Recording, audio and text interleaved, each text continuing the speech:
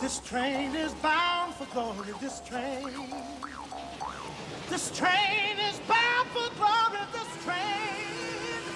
This train is bound for glory. If you want to ride it, you must be early, this train.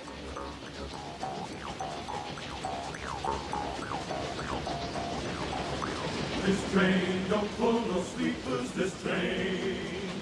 Yes, this train don't pull no sleepers, this train. Oh, this train don't pull no sleepers, don't pull nothing but the righteous people. This train, this train, this train don't go round. This train don't go round, down the street. This train, glory, this train is bound for glory. This train is bound for glory. This train is bound for glory. This train is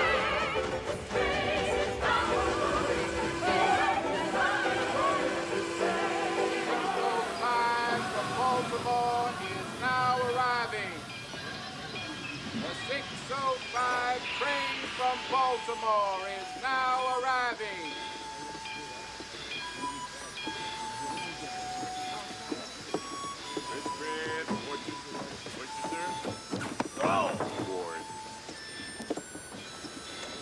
Well, you can't fool me, Abe. It's all right, Mr. Pinkerton. This is Congressman Washburn, our welcoming committee. I take it you didn't get murdered in Baltimore last night. Not so I noticed. Oh, this is Ward Hill Lamont. Ward, don't you think you can take your brass knuckles off? We are in Washington. I know. That's why I keep them on. Come on, Abe.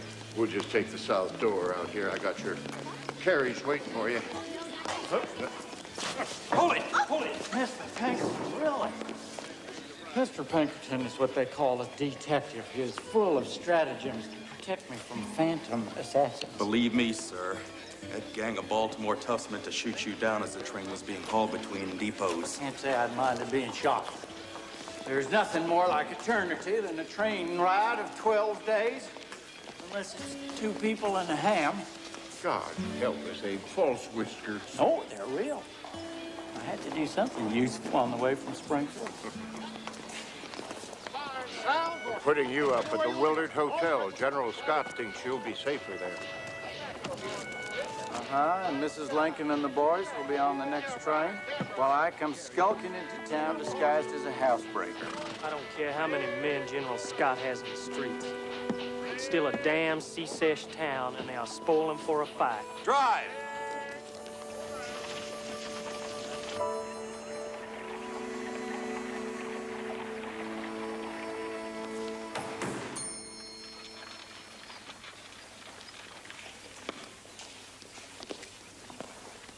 Get me a taxi cab? Yes, sir. Right away, sir. Welcome to Willard's Hotel, Mr. President. This is the president. President-elect. Let's not tempt fate. There's still 10 days to go yet. Sir, we didn't expect you until... Mr. Dodge of New York is still in parlor suite numbers. It's only 6:30, isn't even up yet. Get him up.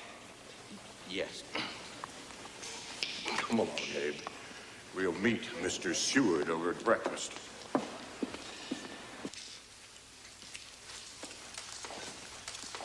Shad roll, Mr. Lincoln, is a speciality of the Willard.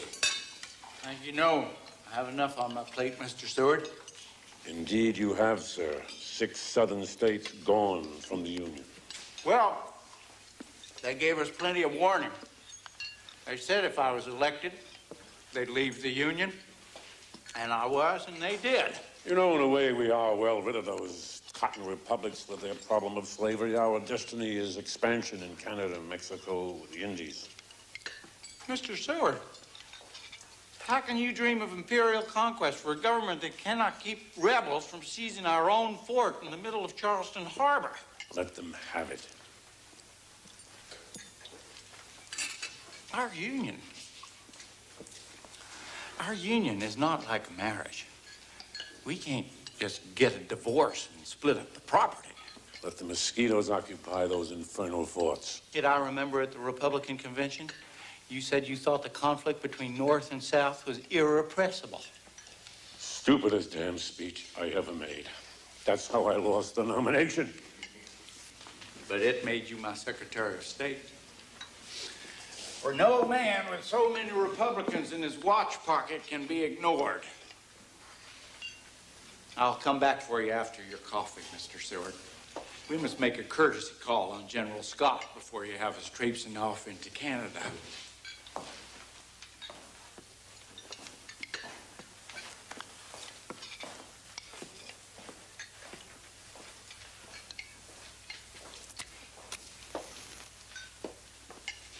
What do you think, Mr. Seward?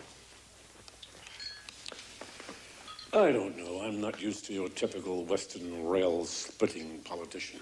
That all made up for the campaign. You mean Honest Abe, the rail splitter, is a fraud? Oh, I'm sure he split a rail or two in his youth, but he's been a politician and a lawyer since. Don't underestimate him, Mr. Seward. I don't think I will.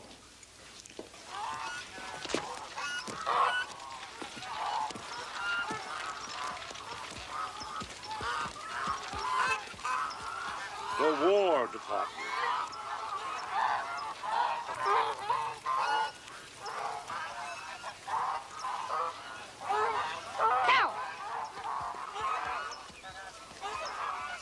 General Scott, I'm afraid I must pay but a brief call. My wife and family will be arriving. Well, sir, I am immediately concerned over the gathering of hostile troops across the river in Virginia. The capital district is compromised, sir. Furthermore, we lack officers. Most of our best West Pointers joined the Confederacy. That, sir, is a title I do not use. The Confederacy does not exist. You are right, sir. Well, now, General, what would you do about our Fort Sumter in the middle of rebel Charleston Harbor? Hold out as long as possible. And then? Evacuate. Otherwise, our troops will be killed or seized by the rebels.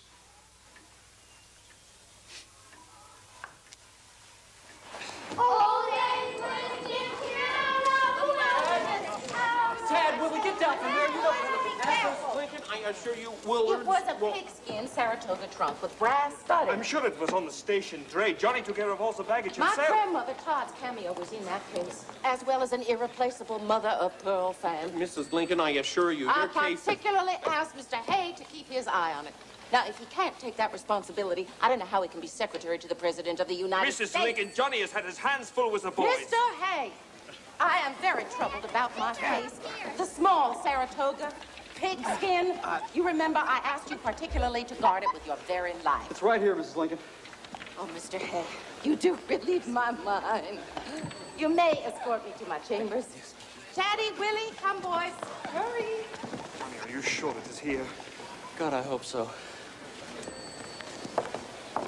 Oh, I vow, Mr. Hay, I shall be forever recovering from the cars.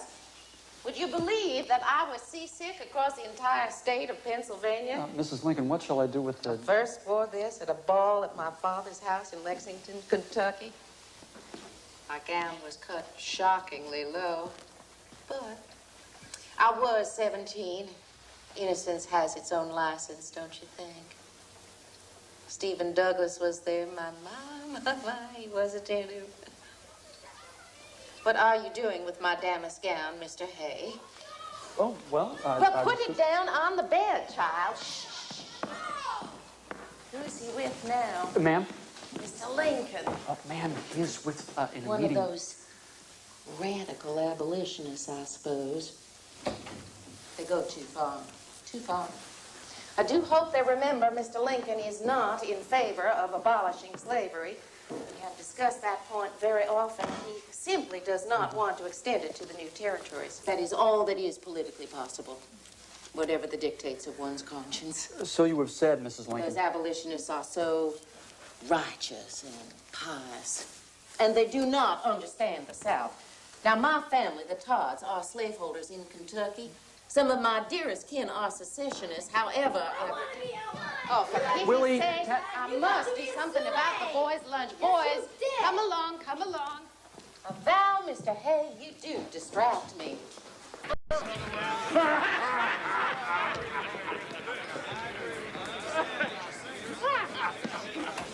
Brandy smash. Johnny, Hello, Robert. has Father freed you from your slavery? No, I escaped from Willie and Tad. One of the advantages of going to Harvard is that it put 800 miles between me and my little brothers. And whatever Mr. Lincoln is drinking? Don't say that. Nobody knows me here. I get enough chivying up at school. Damn newspapers calling me the Prince of Rails. Take a dim view of that at Harvard, do they? It was the same at Phillips Exeter. He once spoke there, and all the boys went around for weeks rolling their R's, making fun of his Western accent. He probably rolled his R's on purpose. Robert, I can't believe that. Oh, I know politicians. They're like the freaks at Mr. Barnum's museum. Don't much care how grotesque they are, as long as everybody notices Hey, them. Johnny! By God, Johnny Hay! Leland! You forgot the old Theta Delta Chi shake, by God. May I present a fraternity brother of mine from Brown, Mr. Leland Grover, Mr. Todd? Hey there. Barman, so what are you doing in town, Johnny? Oh, I'm just here for the inauguration. If there is one. I hear old Abe got no more chance than a gobbler in a turkey shoot. Pow! Whatever my friends are having. So what are you doing these days? Me? I'm going home to Charleston to fight. Guess you're for the Yankees, ain't you? I guess so. Shoot. We may be fighting, but we're still brother Dells. 3 of the brothers made the list. They all gone south, but they want a brother Delt to have the good of it. Keep the nickel for yourself. Well, I gotta catch the boat south. Bye, Johnny. Bye. The Blue Goose, the Haystack, St. Austin's. Robert, I think we have inherited an annotated list of Washington's most prominent whorehouses.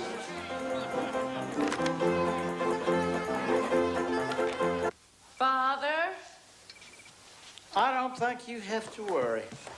but he is a stranger in Washington, and there is danger. Mary, Robert is a Harvard man. I consider that sufficient armor against all normal temptations. Mr. Lincoln, that is not amusing. Now, Mother, he is with Johnny Hay, who is a sensible boy. I don't think he will lead Robert astray. Mr. President, Senator Simon Chase of Ohio is here with a delegation from Congress. Thank you, Mr. Nicolai. I'll be along. Senator Chase, the abolitionist, he is a true believer. I do not trust true believers. What does he want? I asked him to bring around a few Southern congressmen, see if we can euchre Virginia and Maryland into staying in the Union. I may offer him the Treasury. Why Chase? He got the 3rd most votes in the convention. That's a barrel full of Republicans. He wants to be president. They all do. That's why I'm putting the whole lot where I can see him. In the cabinet. Let me go now, Teddy. Father, straighten your tie. Good night, Pa. Well, it's useless. Go on. That's history, sir. No confounded Yankee American. What about Fort Sumter? You know, I've just read a newspaper Are you account of going a to speech- reinforce Sumter? of a speech given by my old friend and fellow colleague in Congress, Mr. Alexander Stevens of Georgia. Vice President Stevens. Of the Confederacy. Now, Mr. Stevens admits that Thomas Jefferson thought the principle of slavery was wrong. But Stevens appears now to have come to the opposite conclusion, that the black man being inferior to the white man, he must be the white man's slave. Well, with all due respect for my old friend Stevens and his brand new and to me highly peculiar logic, I must support the old-fashioned principle of Mr. Jefferson. my predecessor in the office of President of the United States.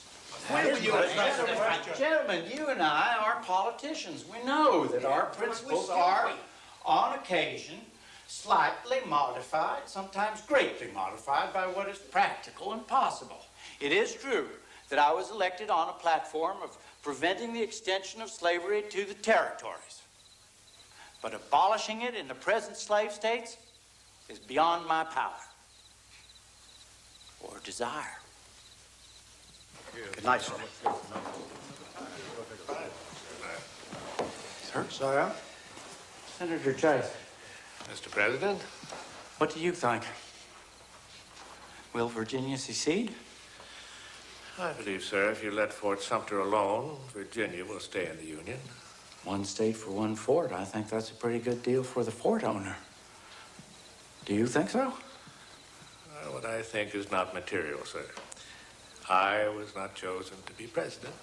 No, but you may be invited to be Secretary of the Treasury, though I cannot offer it to you just yet.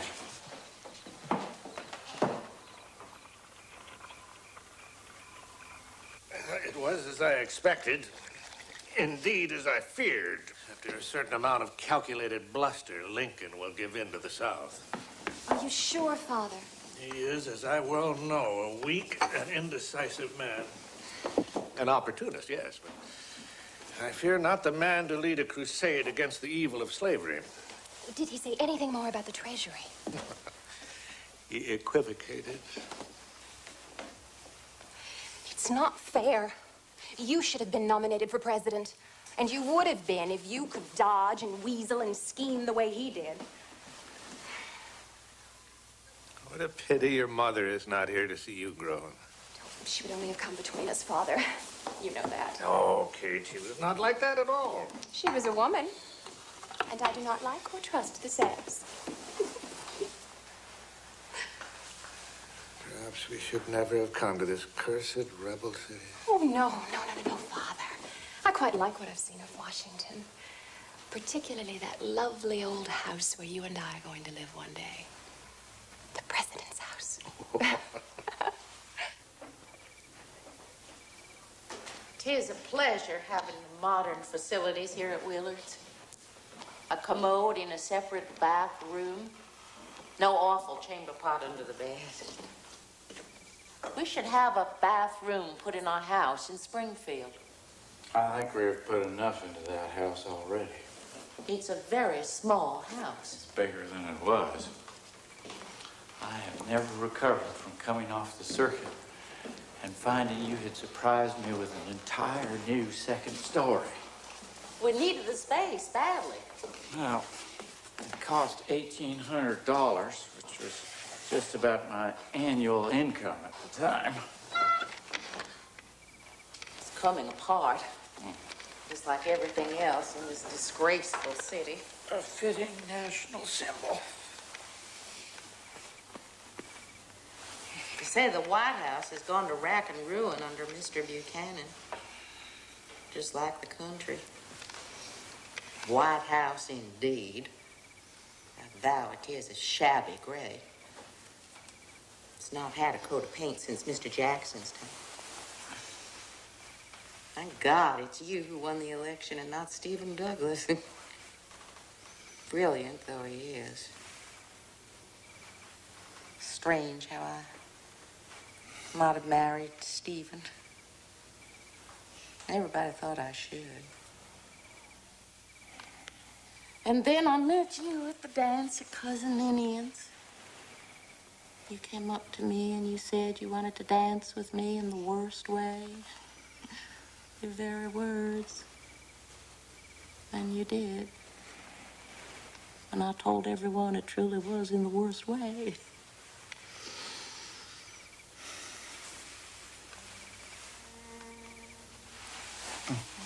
Sorry. I'll just do that. You sleep now. You poor man.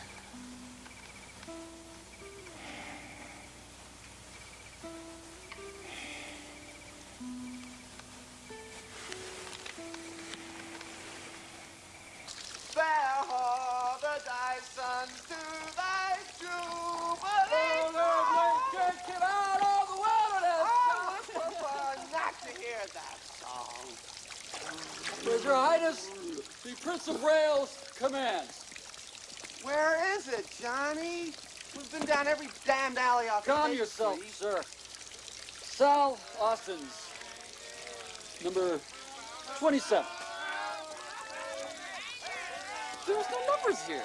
Well, let's just knock on all the doors.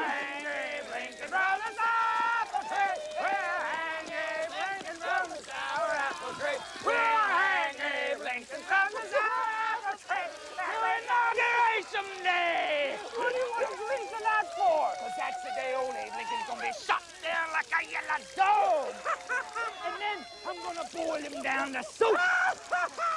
Well, hang Abe Lincoln from the sky. Robert, there are more important things in life.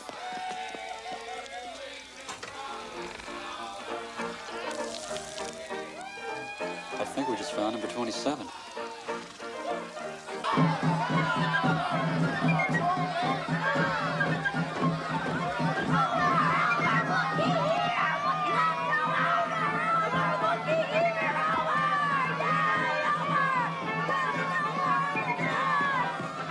You boys mind your manners. You don't want to spoil your pa's inauguration.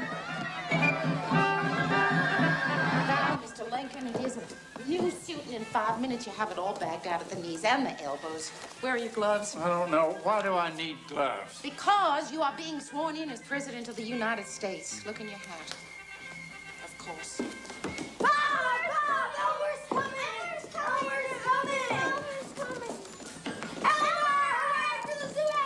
Mr. Lincoln, President Buchanan is here to escort you to the inauguration. Need that Boys. sword. I gotta have it. I need it.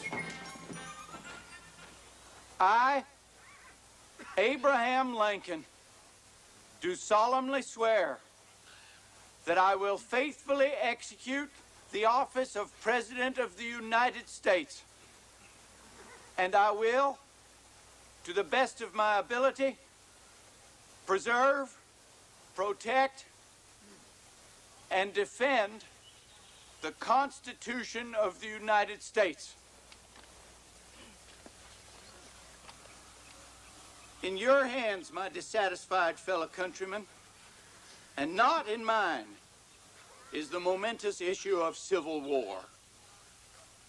The government will not assail you. You can have no conflict without being yourselves the aggressors. You have no oath registered in heaven to destroy the government, while I shall have the most solemn one to preserve, protect, and defend it.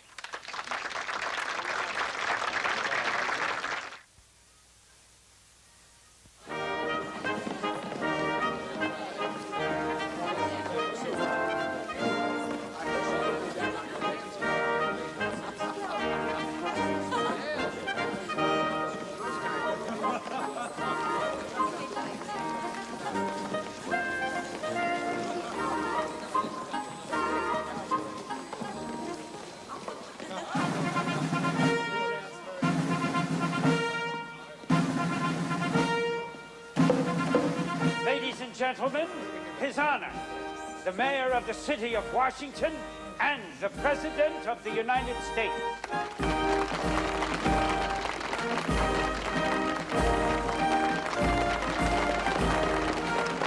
Senator Stephen A. Douglas and Mrs. Lincoln.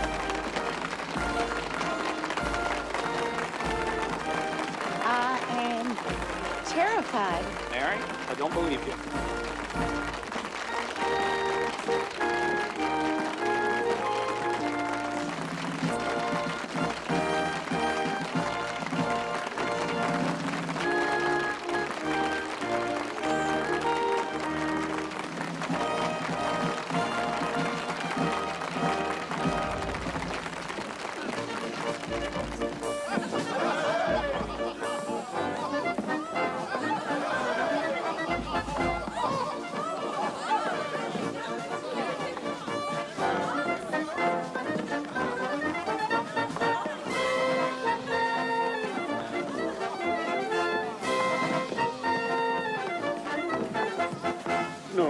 wasn't bad as inaugural addresses go. Of course, some men have a natural gift for elevated language, some do not. He's all right in the rough and tumble of Western politicking, but there is little grasp of the larger issues.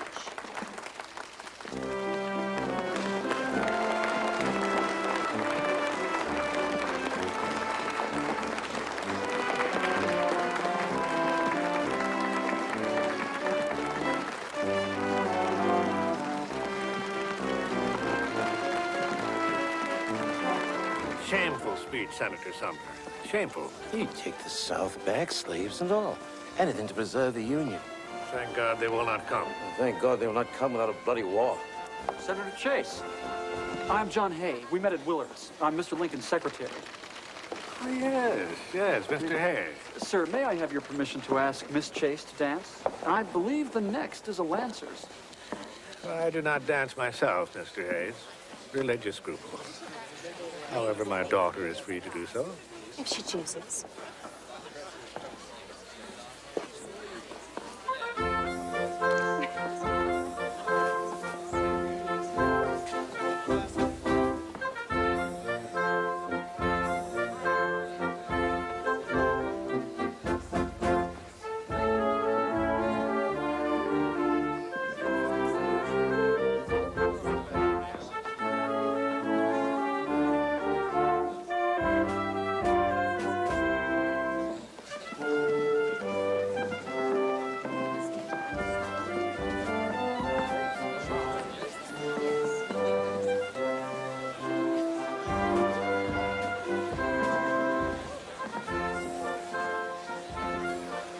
Why is Mr. Lincoln delaying my father's appointment as Secretary of the Treasury?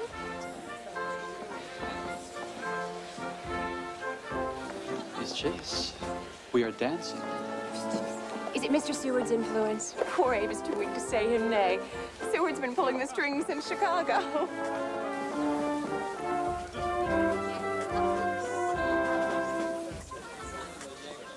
Well, now, Mrs. Lincoln, please, ma'am. I'm not an opportunity. It wasn't just an ordinary office. Just put the president.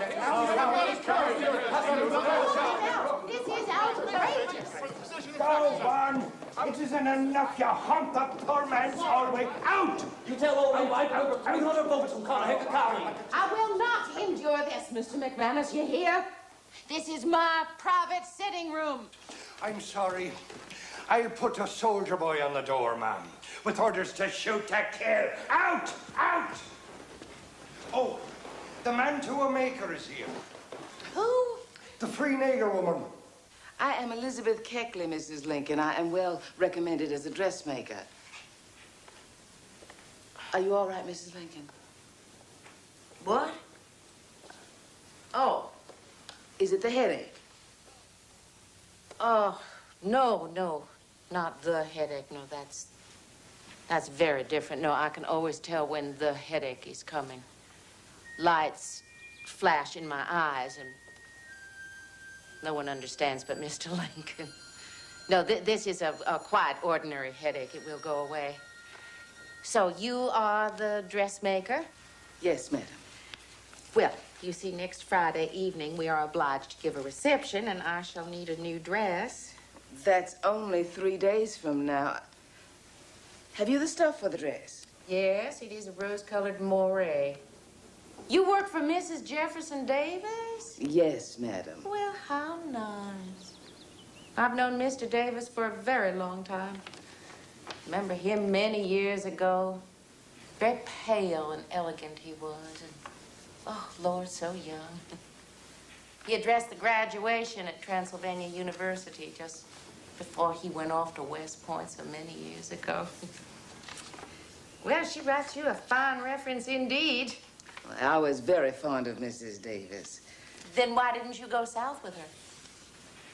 I am colored. But free.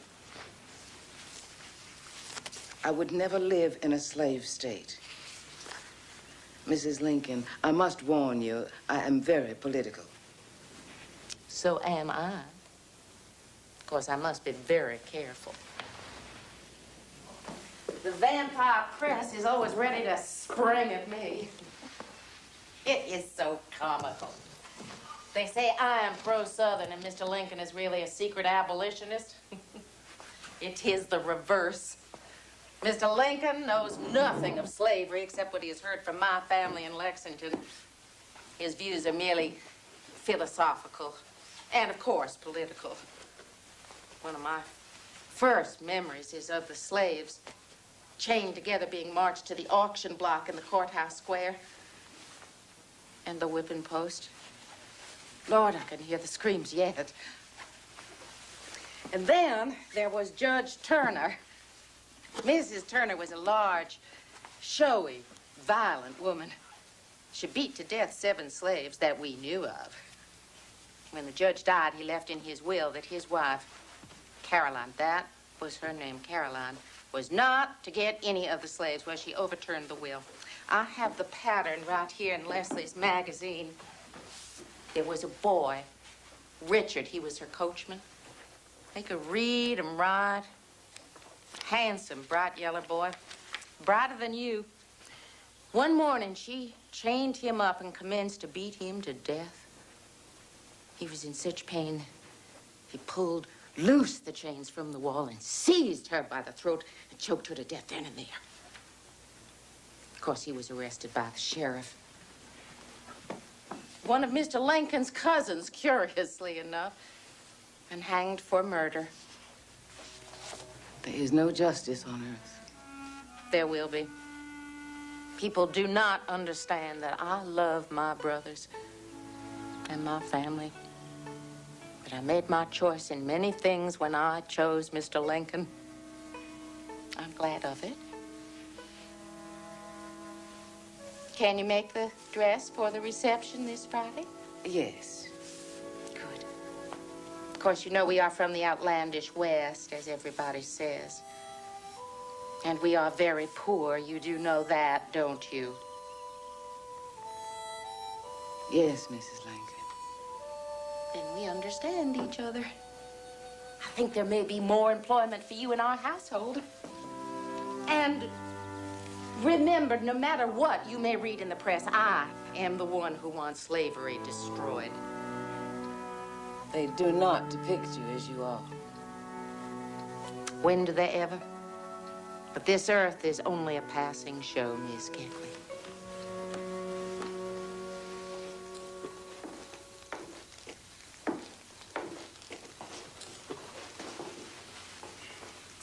Father, what do you know of fashion? You look like a fancy woman, Molly. It's curious that when I was young, I had no vanity at all. Now I think of nothing but my appearance and wish so much I looked young. You do to me. You don't change. How would you know, Father? You never look at me. I don't have to, Mother. I know you were there. Father, we've only been here 2 weeks. Must you sneak off for that cabinet meeting right after our first dinner party? Well, I'm afraid if we discussed the relief of Fort Sumter at dinner, nobody would have much appetite at all. Now, our military commander, General Winfield Scott, has sent me the following advice. We would do well to give up both Fort Sumter and Fort Pickens in Florida to the rebels. My God, what side is Scott on? He's on our side, but he doesn't think much of it. They have enough food at the fort for 2 weeks, then they'll have to surrender or fight. You've heard his military advice. I'm curious to know how it strikes you. Mr. Seward? Well, if we do not have the means to make a winning fight at Charleston, I am for giving up the fort. Gentlemen, please, I think we should indeed prepare for war, but a different war. I would concentrate on Florida and Texas. Those states would surely rejoin us to keep the French out of Mexico and drive the Spanish from Cuba and the rest of South America. I am wondering what the states between here and Florida will be doing while we are fighting France and Spain. I think, sir, a war in the name of the Monroe Doctrine would unite us again and bring the South back into the Union.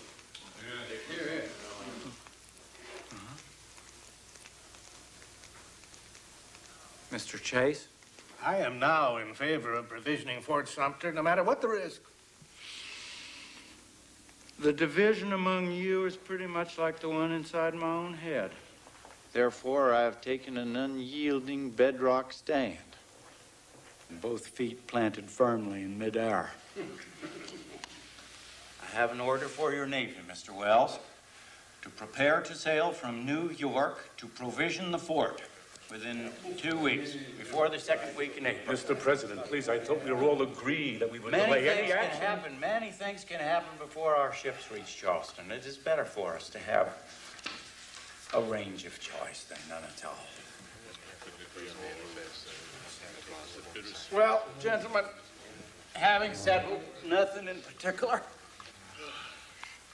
I bid you good night. Good night, Mr. President. Good night. I think, sir, I shall write him a memorandum, a few home truths. I shall propose to him openly that either you or I or both could administer the country better than he, and if war comes, prosecute it better. No more funny backwoods stories, no more Hamlet-like vacillation. You will ask him to advocate? No. Of course not. Let him continue to be president, but as in the Roman Republic, we will share the consulate. He will, I think, find no alternative to accepting this graceful solution in face of his obvious inability to command.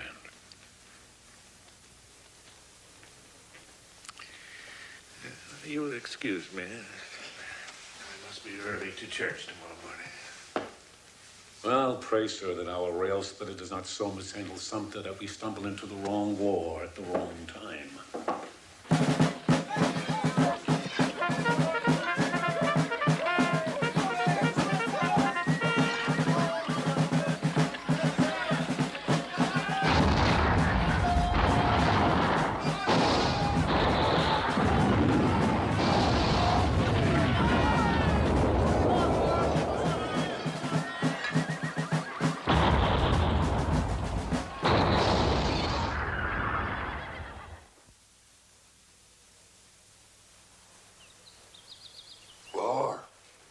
What it is now. Bloody war. The rebel bombardment of the beleaguered heroes continued 36 hours, after which Major Anderson, commander of the fort, struck his colors and surrendered. The gallant man. Heroic it is. Heroic. Here's the tincture of laudanum for Mrs. Lincoln's nerves. Tell her no more than 2 spoons at one time. With only a corporal's guard under arms, I ask you, Mr. Thompson, what's the president to do now? Tell him to take half a tumbler in the evening. Blue Mask can move the most intransigent bowel. Blue Mask? The country's plunged into Armageddon, and you're worrying about the president's bowels. First things, Mr. McManus, first. Good afternoon, Senator Douglas. Senator Douglas. Failing, Mr. Thompson. Failing. Take more than your blue mask to clean him up. Well, Judge Douglas, here we are, like old times on the Illinois 7th Circuit. Well, Abe, in a way, I'm glad I'm calling on you rather than the other way around. I have something I want to show you, Judge. It's a sort of proclamation. As old lawyers, we know you have to split a few legal hairs when you have something a little cute in mind. How cute? I'm calling on the states for volunteers to the number of 75,000. That's like Hotspur and Shakespeare. You can call them, and so can I, and so can any man, but when you call them, will they come? And I am not calling Congress into session until July 4th. I don't want them here before I find out who will be coming to vote. Virginia will secede, certainly. I'm prepared to hold Maryland by force. I cannot fathom why they fired on Sumter when all you wanted to do was provision it. Well, Judge, a week ago I sent a note to Charleston saying just that. The governor sent it to Jefferson Davis, who promptly issued an ultimatum to Major Anderson to give up the fort, which he refused to do. I've always been told that Mr. Davis, when you really got to know him, was one of the damnedest fools that ever lived, and now I believe it. Well, you always said you'd never start the fight. I guess you didn't. What does that smile mean, Judge? I suspect you of shrewd maneuver in this case. I have not forgotten that deep grave you dug for me 2 years ago when we ran for the Senate. I seem to recall you beat me in that election. You're a subtle man, Abe.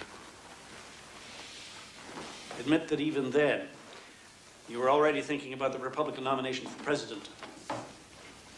The taste was in my mouth, I suppose. Well, now you have your chance to recreate the Republic. What do you mean by that?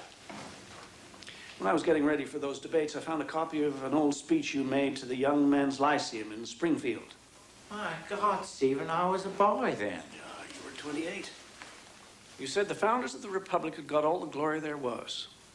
Anybody who came after was a mere office holder, and that would not be enough to satisfy the family of the lion or the tribe of the eagle. Your great man thirsts and burns for distinction, and he will have it, whether at the expense of emancipating slaves or enslaving free men. Well, now you have it in your power to free the slaves or enslave us all.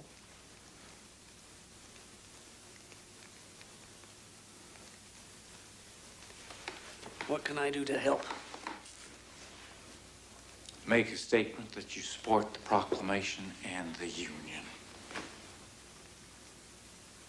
I truly thank you, Judge. Judge Douglas! Mary Todd. Oh, Father, what have I done? Well, I won't tell the State Department about your unseemly display if you don't tell them how many pairs of white kid gloves I've lost. It is very gracious of you, Stephen. Cannot be a pleasant duty for you. Because I lost the presidency to Abe? I was thinking of a much older rivalry for the hand of the most beautiful belle in Lexington, Kentucky, Mary Todd. If she'd married me, I would have had the benefit of her shrewd political instincts. I would have been here instead of you. How about, Judge, suppose she'd married John C. Breckinridge, then he'd be here. I don't think any other woman ever had 3 of her beaux all running for president in the same year. If you were older, you might have gone courting with Jefferson Davis when he was at Transylvania College and been Queen of the South. Oh. You should get to your bed, Judge. Save up your energy and get well. Goodbye, Stephen. Goodbye, Mary. Abe. He's dying, Father. It pains me to see Stephen so. Remember those parties at Cousin Ninian's in Springfield? He was so alive, so sure, so proud. God knows he made me look modest by comparison. Then I had a deal to be modest about. Our past is leaving us, isn't it? I reckon we'll be going right along with it soon enough. Father. I didn't say today, Mother.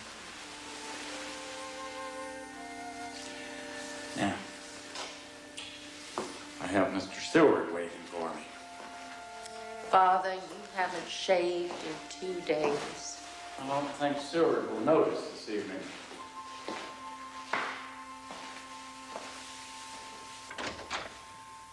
Mr. Seward, I have a message from your friend and neighbor, the mayor of New York. Neighbor, yes. Friend, Anyway, he says he would like New York City to secede from the Union and become, as he puts it, a free city. He is a fool, but he is sly. It's all those immigrants, particularly the Irish. And what did you say to the mayor? I told him I was not about to let the front door set up housekeeping on its own. Now, 2 weeks ago, you sent me a memorandum. In your bill of indictment, you say, we have no foreign policy and no domestic policy, although we have met president and cabinet 7 or 8 times and together made many decisions of which you were a part. I beg your Today, for example, I have called upon the states for troops. I believe you think I did the right thing. Yes, sir, I do. Naturally, that memorandum was written before you decided to provision Fort Sumter and, of course, before the attack. I take two essential points from your memorandum. First, that as a huge diversion from our little domestic problem, we should begin a continental war with all the European powers, starting with a declaration of war on Spain. Precisely how we are to overthrow the Spanish garrisons in Santo Domingo and Cuba when we cannot properly defend one of our own forts in South Carolina, you do not say. What I would count on, sir, is the unifying principle that would take effect on all Americans if we were to go to war with France and Spain. I respect your opinion, Mr. Seward, as always. It was your second point that moves me at this moment. You say that whatever policy we do adopt must be pursued with force. Yes, I think we are all agreed on that. This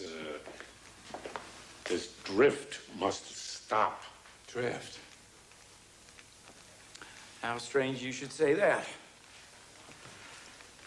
I dreamt last night that I was on a raft on a river so wide I could not see either shore, and I had no pole.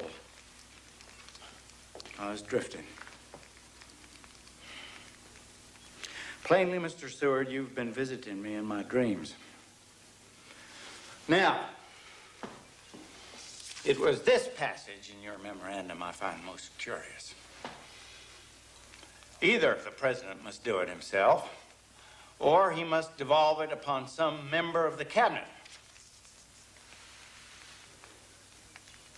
This is an unusual document, Mr. Seward. Unusual. You are saying that we must have a strong leader from the cabinet, and we must all obey him when he raises a navy to attack Cuba or the French coast. Sir, I see no alternative to this kind of leadership. Oh. Would you rather I did not consult the cabinet? That I did not consult your views? I do think too much discussion can inhibit decisive action. I have just issued a proclamation calling forth the troops, which is fairly decisive action. Now, Mr. Seward, I realize that it is your view that our party made a significant error in nominating me instead of you. Sir, I have never said such a thing. I'm sure you are far too loyal a member of this administration ever to say such a thing. But you have just gone and written it confidentially to me. And I did so, sir, in good faith. What I did here, sir, was offer you my private opinion. For which I thank you. We shall now act as if this exchange never took place. Under the circumstances, then, I think it is best for me to resign. Well, I don't. Who else knows about this memorandum? No one. Good.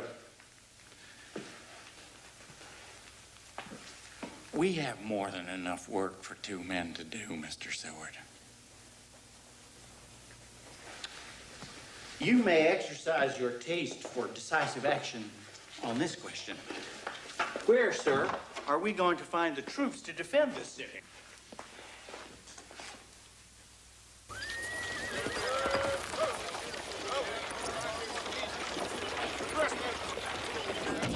For the first Rhode Island! By God, I'll drink to that. 5 days on the cause, I'll drink to anything. To Rhode Island! You were at Brown College, Mr. Hay. That's right, Governor. Graduated the year you were elected. In fact, we met once at Providence. Ah, damn if I remember. You know what they call me? Sprague, the boy governor. Say I bought the election damn lie. But I paid for that regiment myself. Uniforms, rifles, every damn thing. Cost me $100,000 so far, of my own money. Sit down. Hey, Gin Sling over here. You're Lincoln's secretary, aren't you? Well, I'm one of them. So who's to get it, eh? Get what? Major General of Volunteers. Only one commission for New England, so do I get it or want to sue its New York weasel? What does he say? Lincoln. Promotions are decided at the War Department by General Scott. Not major generals. They're political. The president decides. Where do you find girls? Young ladies? God, no! Girls.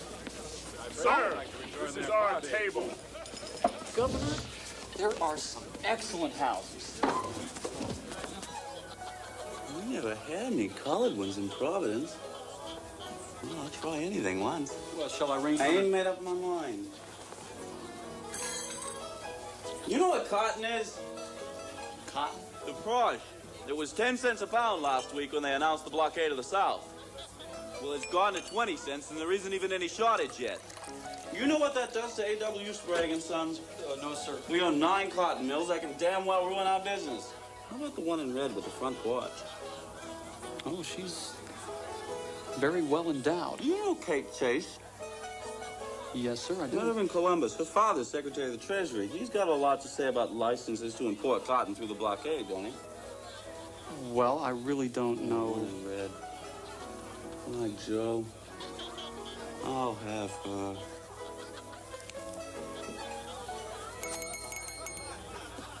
This is you, General. In the War of 1812? I was somewhat younger then. At least your enemy had the decency to come from across the ocean. We have the Baltimore rebel mob attacking our troops. And the Maryland legislature about to meet today to secede. Well, I've instructed our General Butler to allow them to meet. Is that wise? But to warn them, if they do vote an ordinance of secession, we will interpret that as an incitement to take up arms. And they will be arrested promptly and held in prison at the government's pleasure.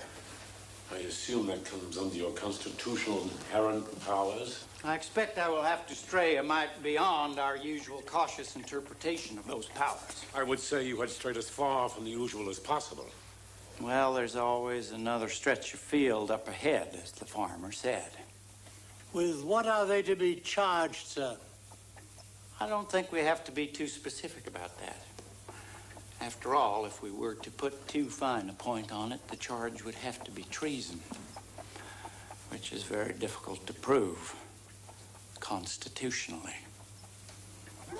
I find it difficult to realize that with a few words in a telegraph wire, we have just removed from an entire people the first rule of law, habeas corpus, the right to know with what you are charged and to be brought to trial. Mr. Seward, the most ancient of human rules is survival. Maryland lies to our north, between us and the rest of the Union. I will not let it go. In General Scott's War of 1812, the British set fire to the president's mansion, yet Madison never dreamed of suspending habeas corpus. Madison was faced with a foreign invasion. I am faced with a war in which a third of the population is turned against the other two-thirds. What matters at the moment is to keep Maryland in the Union. Mr. Lincoln, sir, I'm a lifelong Republican from Dutchess County. Lifelong, sir, but our party's only 7 years old. Exactly, sir. Lifelong. The postmastership at Poughkeepsie is open. I'm not about to set up shop in the middle of the street. You come during office hours. And what happens if the people of Baltimore resist our troops? Oh, we burn Baltimore to the ground. We are at war, Mr. Seward.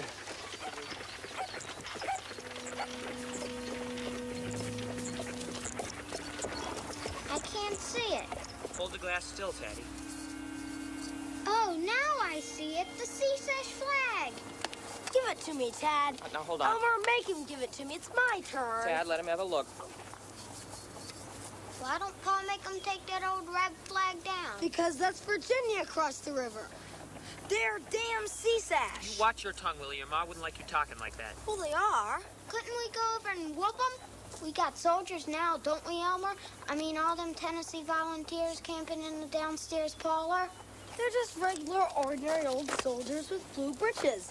They ain't zouaves with big red floppy breeches like yours. Ain't that so, Elmer? That's so. Well, why does the zouave wear floppy breeches? Oh, well, Zouave are French soldiers, and they're the bravest and all that. So when we organized the company in Springfield, we figured we'd be Zouave. Well, why don't Pa send your zouaves over the river to whoop them rebs? Well, he is. When? Tomorrow morning. Now, don't you tell anybody. It's a military secret. I want to go. Can I go, Elmer? Tad, real war isn't for boys. Not that this is a real war.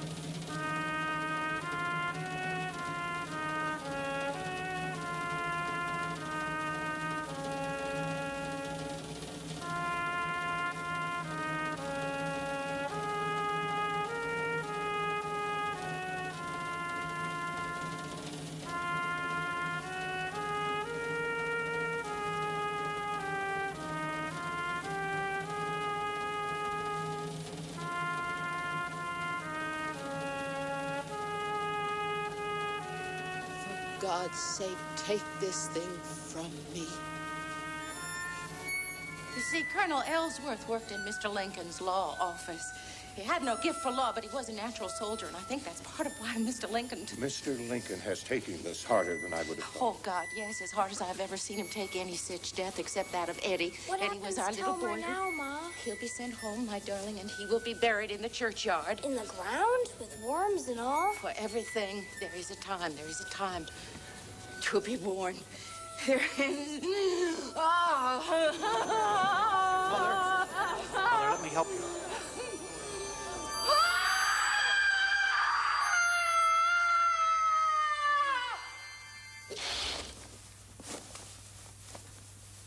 Miss Lincoln? What day is it? 21st June. Oh, God. 2 whole days. Are the boys all right? I was talking to Willie. They're fine.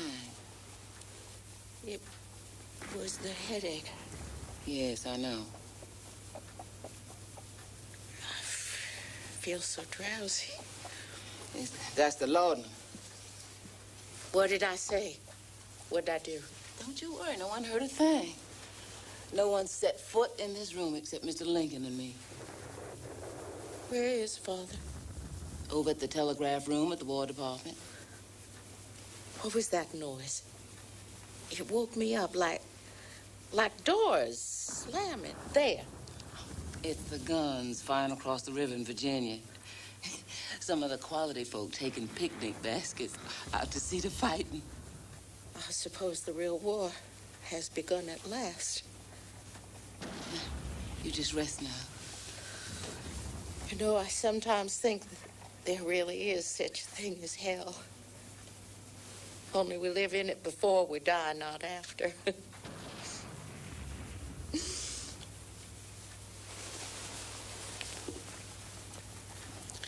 When I was a little girl, Mammy Sally, she brought us all up.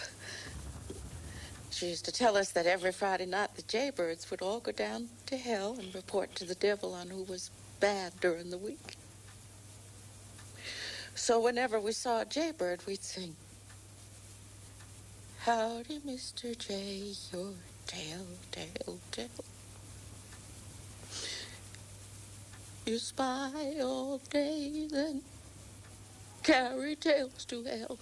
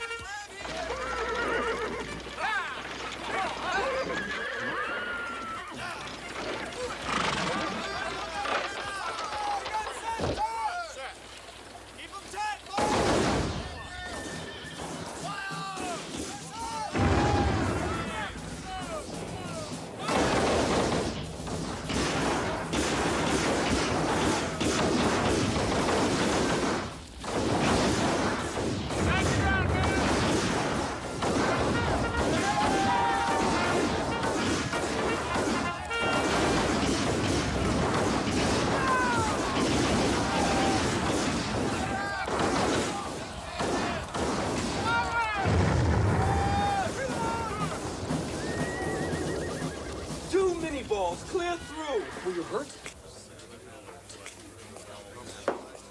Broke my eyeglasses. Where can you get pants now in Washington? Franklin's on K Street. Was it bad? Both lenses cracked. The battle at Bull Run?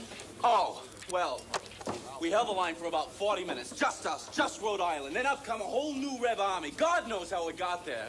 That's when our soldiers started to run. Zouaves were first in their damn fool red pants. Yellow as the claw. They all ran and ran and ran. There is no army now. God knows if they can save Washington. I don't understand it. This morning, the rebels were in full flight. But it appears they were reinforced. Beauregard had only 12 regiments this morning. By this afternoon, he had 25. How do you think this happened? And so the rebel army that was at Harper's Ferry, they moved to join Beauregard at some time in the night. Our General Peterson has forces there. Why did he not stop them? Or at least tell us they were moving. It seems that two of our brilliant generals have cost us this battle. How many more have we cut from the same cloth? We shall want every soldier in the city on the alert tonight. The Long Bridge, the Chain Bridge, and the Aqueduct are to be heavily guarded at both ends. Yes, sir. Out in the west, there is a general, one of the few Yankees who seems to have made it through West Point. I knew him when I was chief counsel for the Illinois Central Railroad. George McClellan, he was chief engineer. Send for General McClellan. Watch your right! Keep it just up! Keep it line! Watch your right! Anderson! Company! Hold! Close it up down there! Final! Get down! Get down! Get down! Save your lives! Ride! Ride! Right, everybody ride! Everybody out! Get your plan! General McClellan, sir. The Army of the Potomac. Disgraceful. It is a field of plowboys. Keep them at it until dark.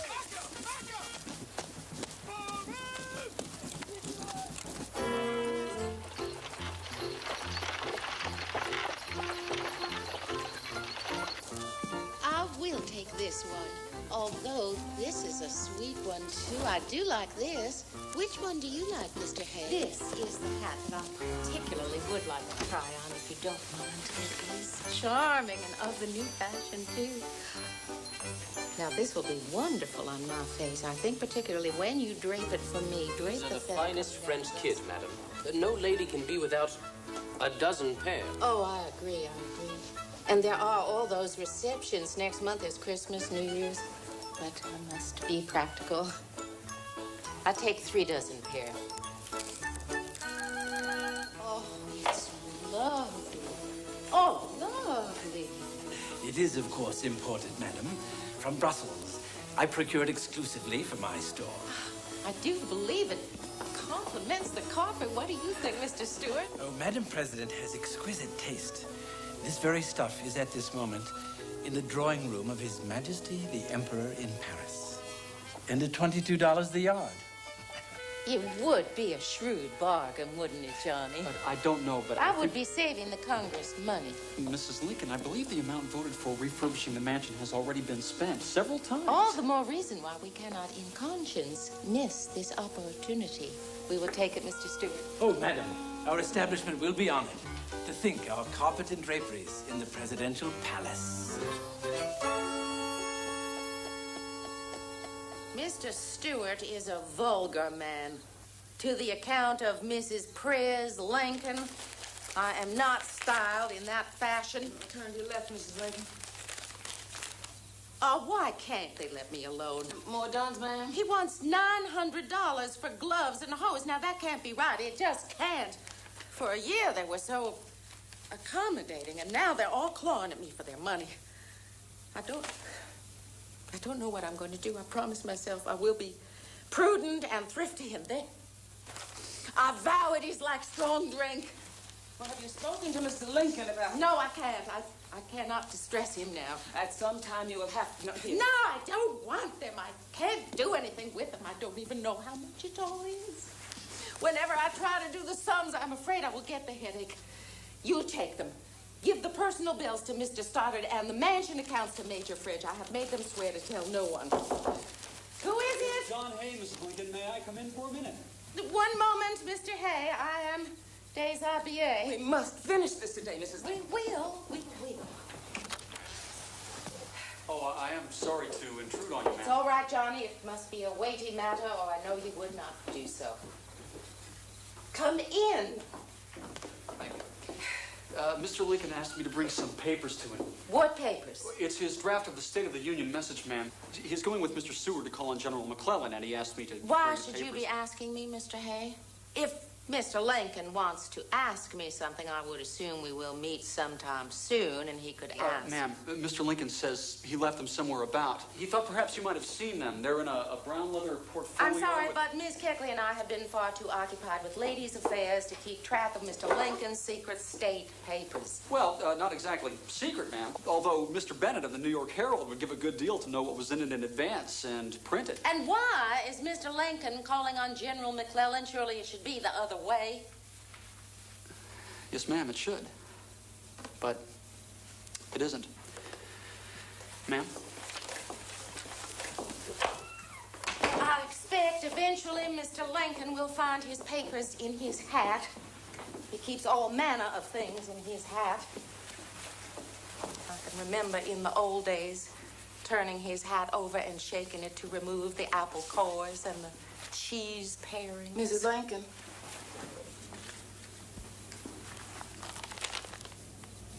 Well, if this is the State of the Union, it is scratchy and barely legible. Mr. Lincoln does not write a fair hand. I suppose in Mr. Bennett's eyes, this would be a political pearl of great price. It's going 10 o'clock. Where the devil is McClellan? Well, his porter said he was off at a wedding. Possibly he's lingered under the happy couple's window, banging pots and pans in a chivalry.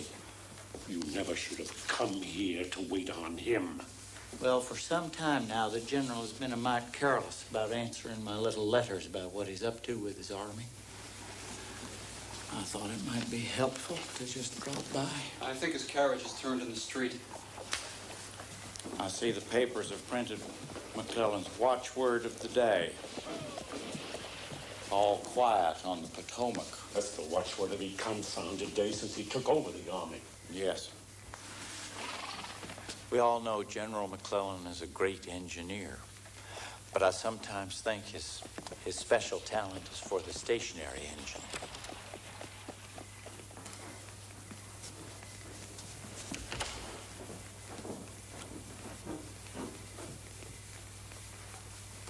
President is in the parlor.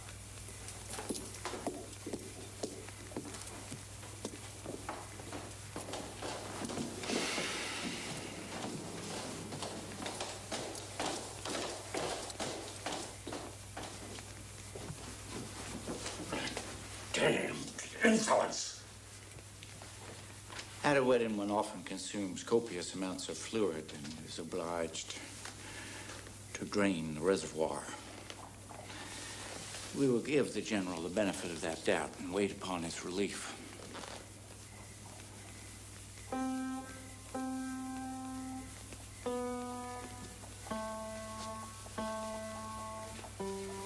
It is half an hour. If I were you, sir, I would replace him. A seductive thought, Mr. Seward. Unfortunately, I'm plagued by small details which fly around my head like gnats. For example, politics and reality. Our modern Bonaparte is particularly popular with the army and with a large number of gentlemen of Congress who beam upon the general with far more warmth than they do on me. But then, he is far more comely. Really, Mr. President? Hark. Mr. President, I'm here to inform you that General McClellan has gone to bed. I trust he sleeps well. Merry Christmas, Father. Merry Christmas. Oh, Joe, the tree's beautiful. No. Those are from M. Gautier, and they're very expensive. Let us save one for General McClellan, shall we? No? Here, read the Washington Courier. There is a delightfully malicious cartoon in there about Mrs. Lincoln on one of her shopping sprees, and poor Abe staggering under all of her parcels. I told you, certainly staggering under unpaid bills. Well, Father, everyone is saying that it was she who sold the advance copy of the President's State of the Union message to the New York Herald. She would not. No, but she would show it to her friend Mr. Wyckoff, who would. I sympathize. I can't find enough money to pay for the war, let alone our private expenses. Oh, don't worry, Father. I shall marry a millionaire and solve everything. Merry Christmas, Miss Chase. Merry Christmas, Mr. Hay. Is the President coming tonight? No, I don't think so. Surely one lion is sufficient. General McClellan is coming, isn't he? Well, he returned our card, if the urgency of the war permits. Although I'm really not sure what he refers to, since he's been with the Army of the Potomac for 6 months now and has not done anything with it. Do you ever go to the theater? Naturally. Whenever possible. What you mean is, will I go with you? Will you?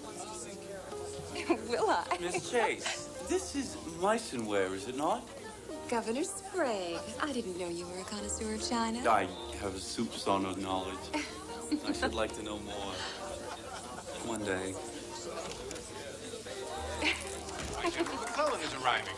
Comes the young Napoleon. General McClellan. I am here. So you are, General, unmistakably. Well, sir, I would say, if the only way I could save the Union would be to become dictator, and then, at the very moment of victory, die, I would do so. But, General, so far no one has offered you the dictatorship. Of course, Miss Chase.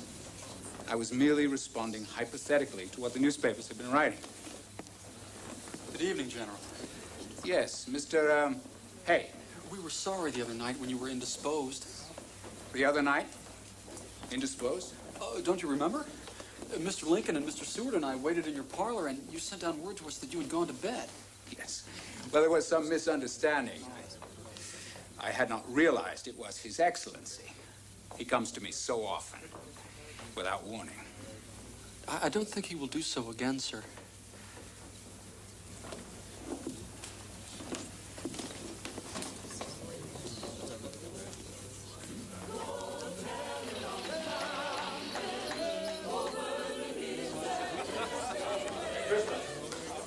Merry Christmas, Mr. Sickles. Mrs. Lincoln, a word Perhaps later. about your friend, Mr. Wyckoff.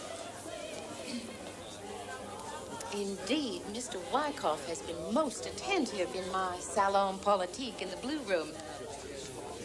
Though I have not seen much of him lately. I'm told he left Washington. I fear not, ma'am. With all the rumors concerning Mr. Wyckoff, the New York Herald, and That wretched State of the Union speech, one would think. Mr. Wyckoff has asked me to act as attorney in his defense. There are some questions. Defense? Why should Mr. Wyckoff require a defense? Is there to be trial? Oh, I wish there were. You'd both be safer. Both? Sir. I'm sorry, Mrs. Lincoln. I only meant that as your name will be brought into it in any case, we could control events more easily in a court of law. If not a court of law, then where would he be brought to trial? I'm sorry, I thought you knew. Yesterday, the House Judiciary Committee obtained a copy of a telegram Mr. Wyckoff sent to the New York Herald. There were large parts of the President's State of the Union message in it, word for word. The telegram was sent 4 days before the message went to Congress. What will his defense be? What do you think it should be? The truth, I suppose.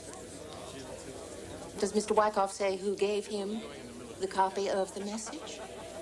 No. Will he say it was I? He must not. I agree, sir. He must not ever say such a thing. Mr. Lincoln is in a particularly delicate political situation. We cannot hand a weapon to our enemies. Indeed. Mr. Wyckoff is in grave trouble. It is a question what the legal charge might be. Giving a state paper to a journalist in wartime, it might be construed as treason.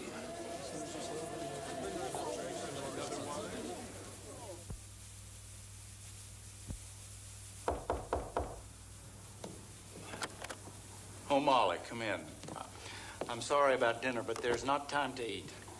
You'll eat this, Father. On military strategy. I think General McClellan should be reading that, not you. I'm thinking about borrowing his army and going for a little excursion into Virginia. Well, left to himself, he'll never move, except to run for president. Replace him. With what? Anybody. That's the trouble. I can't take anybody. I must have somebody.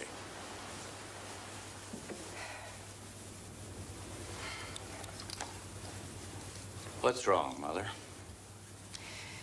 Mr. Wyckoff has been arrested. My friend. I know. Is he going to tell the congressman it was you who gave him my message? If he does, he will be lying. People do lie, Mother. I thought he was my friend. Well, he is also Mr. Bennett's man in the White House. I know.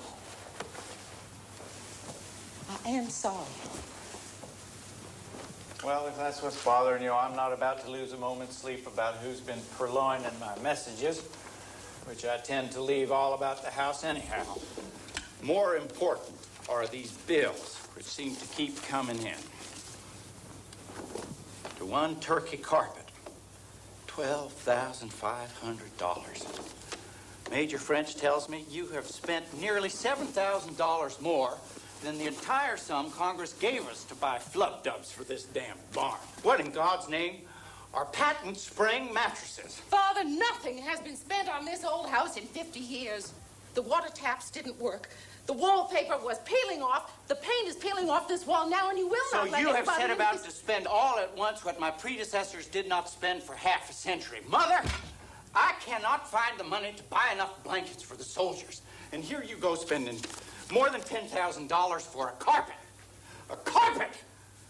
Why, you could buy a fine house back home for that, or 10,000 blankets. Father, please.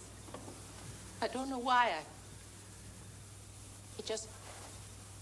it seems as if I have to. But I'll stop. Really, I have stopped. I am careful. I do save money. The worst is over. I swear it is. And the stuff for the new draperies in the East Room is really a bargain. It is the best damask, which is an economy in the long run. Mr. Hay. Billy! Mother, we have a surprise visitor from Springfield. Billy, come on in. Well, here he is, Mother. Billy Herndon, large as life, as the preacher said, and twice as... So I see. Good evening, Mr. Herndon. Mrs. Lincoln. Billy, we're mighty pleased to see you. Reminds me of better days when you and I sat around our law office and swapped lies. Well, the old sign is still hanging there. Lincoln and Herndon, attorneys at law. What brings you to Washington, Mr. Herndon?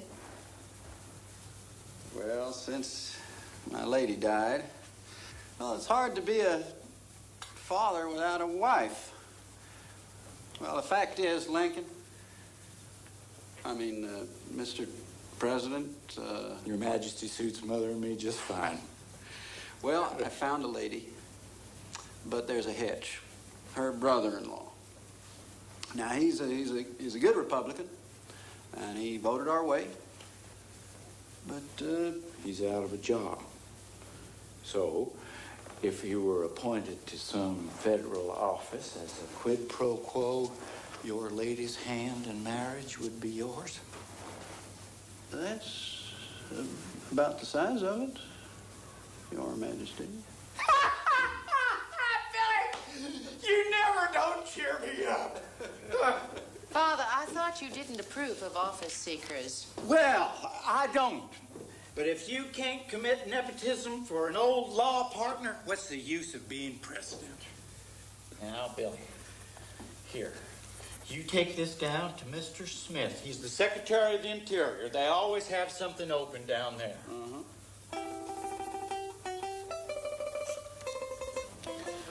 That woman never did like me.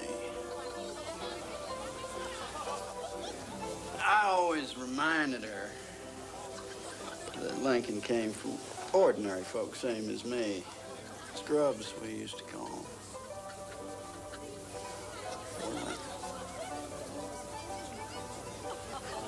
I don't know how he abides her. It's been a desolate marriage, I'd say.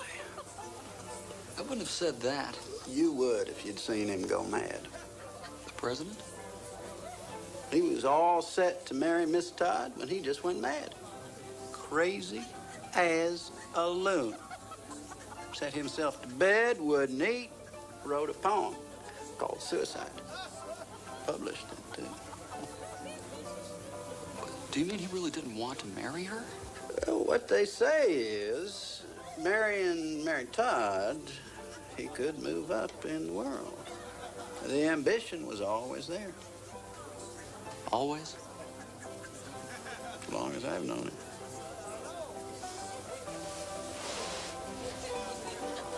What's the tariff here, John?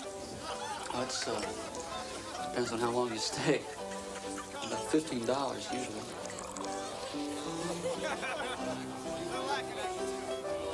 The doctor said 2 spoons for Willie and 1 for Tad. Miss Lincoln. Miss Lincoln. Fever's stronger. You really have to dress now, ma'am. What? The state dinner. You have the new gown, the water silk? No, we'll look after the boys. Ma, Yes, Willie. will you come back in when you're all dressed up beautiful for the party? Yes, my sweet. Good evening, Ned. Mr. President, Mrs. Lincoln would like to see you. She's with the boy. Was the doctor here? Yes, sir, he was. Just one more, my sweetheart. One more. There, that's fine. That's fine. Father, you see how well he's doing. I do. Willie, your poem is in the paper today. Lines on the death of Colonel Edward Baker by William W. Lincoln. There was no patriot like Baker, so noble and so true. He fell as a soldier on the field, his face to the sky of blue. Pa, Yes, Daddy. it ain't fair, Pa. Willie's using up all the dead people for poems. There will be enough to go around. Not that we know. Pa, isn't someone else going to die so I can write a poem in the newspaper? Let Keckley take care of the codgers, Mother. We have a few dozen diplomats turning up for dinner. That is the advantage of politics, Mother. It takes your mind off more serious things. still do not think you should come to the Capitol. That is where the Speaker of the House is to be found, I'm told. But suppose the newspapers should discover that you're appearing before a committee of Congress. We can't allow them to have hearings and accuse Mrs. Lincoln.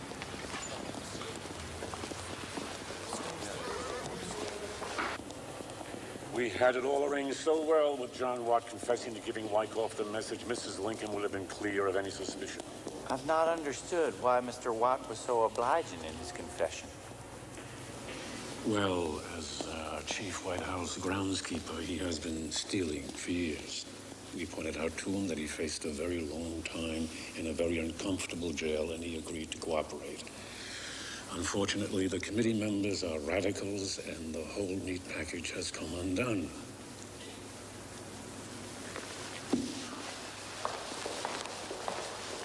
I understand that they're willing to pull... Good day, gentlemen.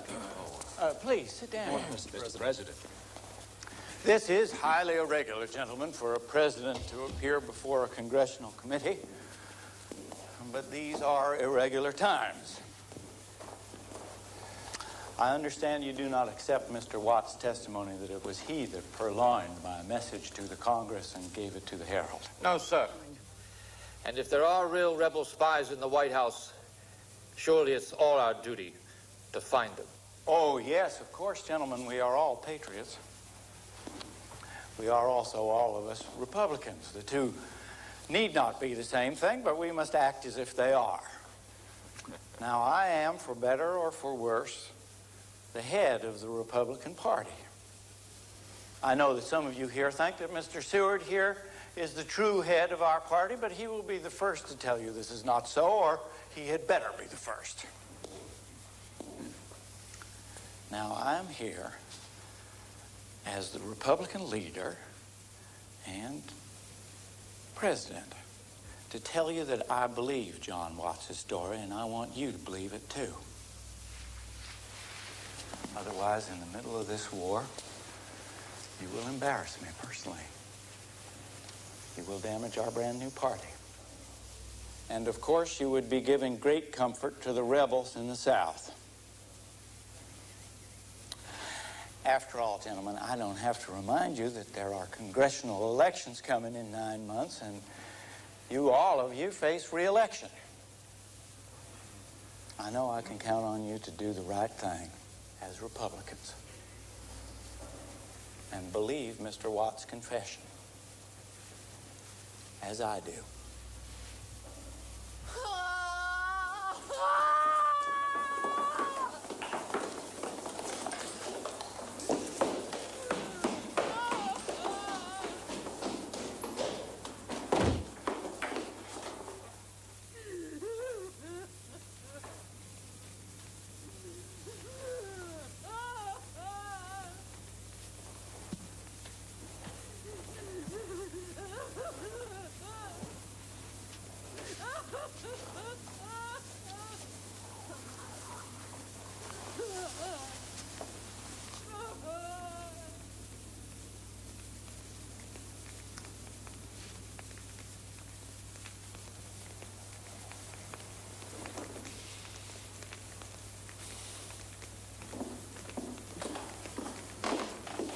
The doctor has given her morphine,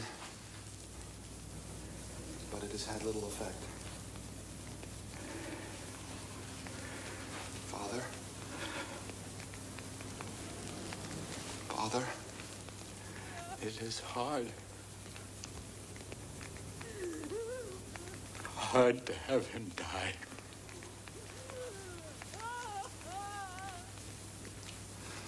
Father, are you going to go to her?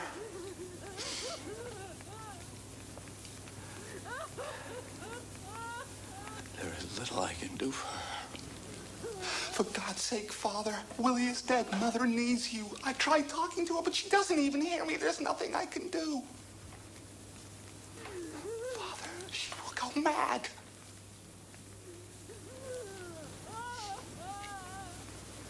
Your mother will be all right in time, Bob.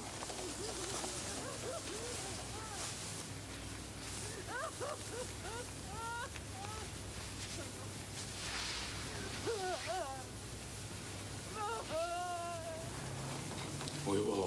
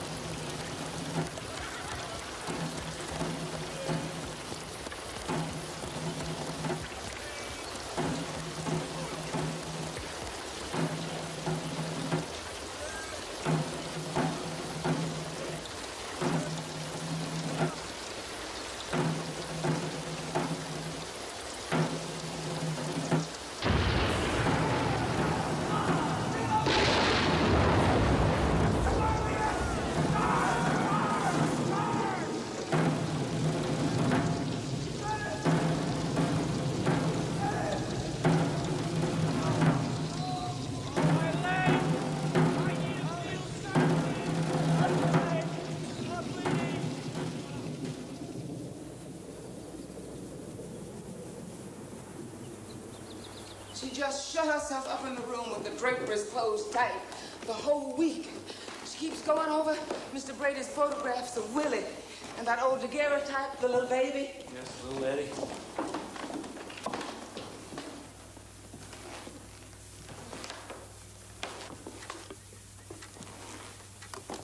Molly. Mother. Mary, I know. I have left you alone too much with this thing. I had no choice. I suppose in a way it's been easier for me. I have the war. I have no time to mourn.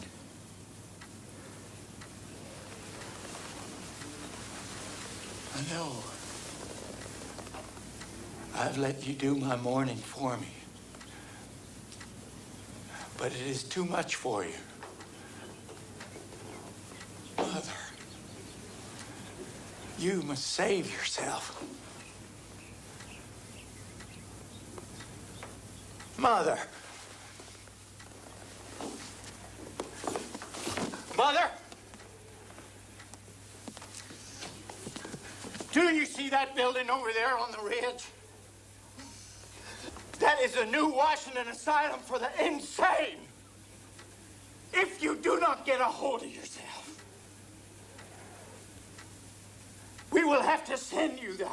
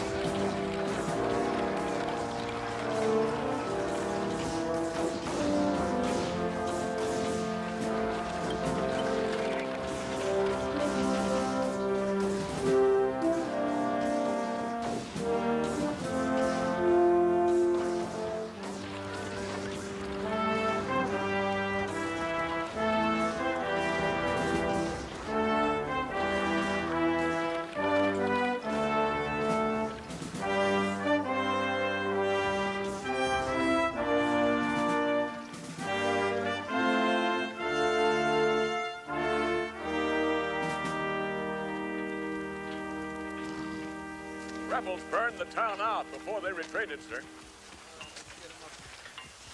Well, as I see it, General, we must occupy the Navy Yard before the Confederate ironclad slips away. We must move as quickly as possible on north. Why does this army not move?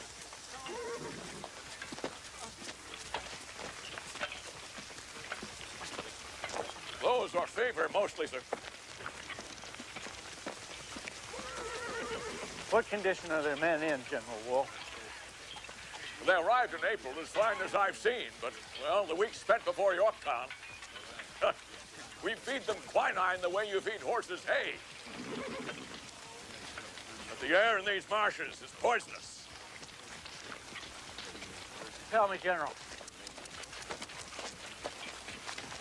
how many rebels were there at Yorktown all this past month? Sir,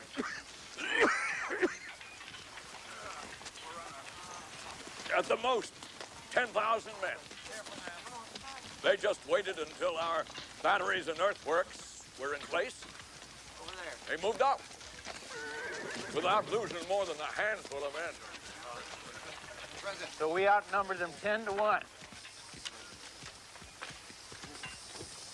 McClellan could have broken through.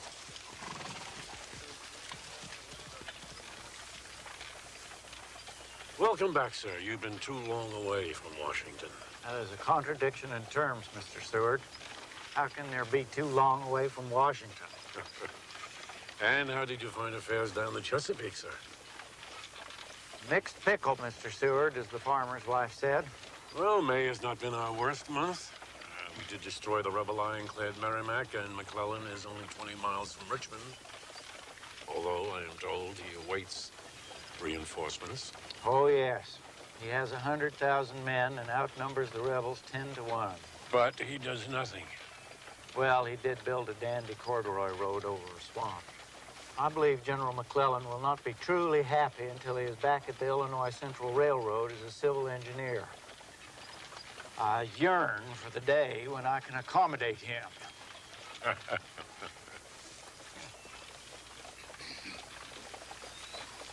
We are very near the end of our road.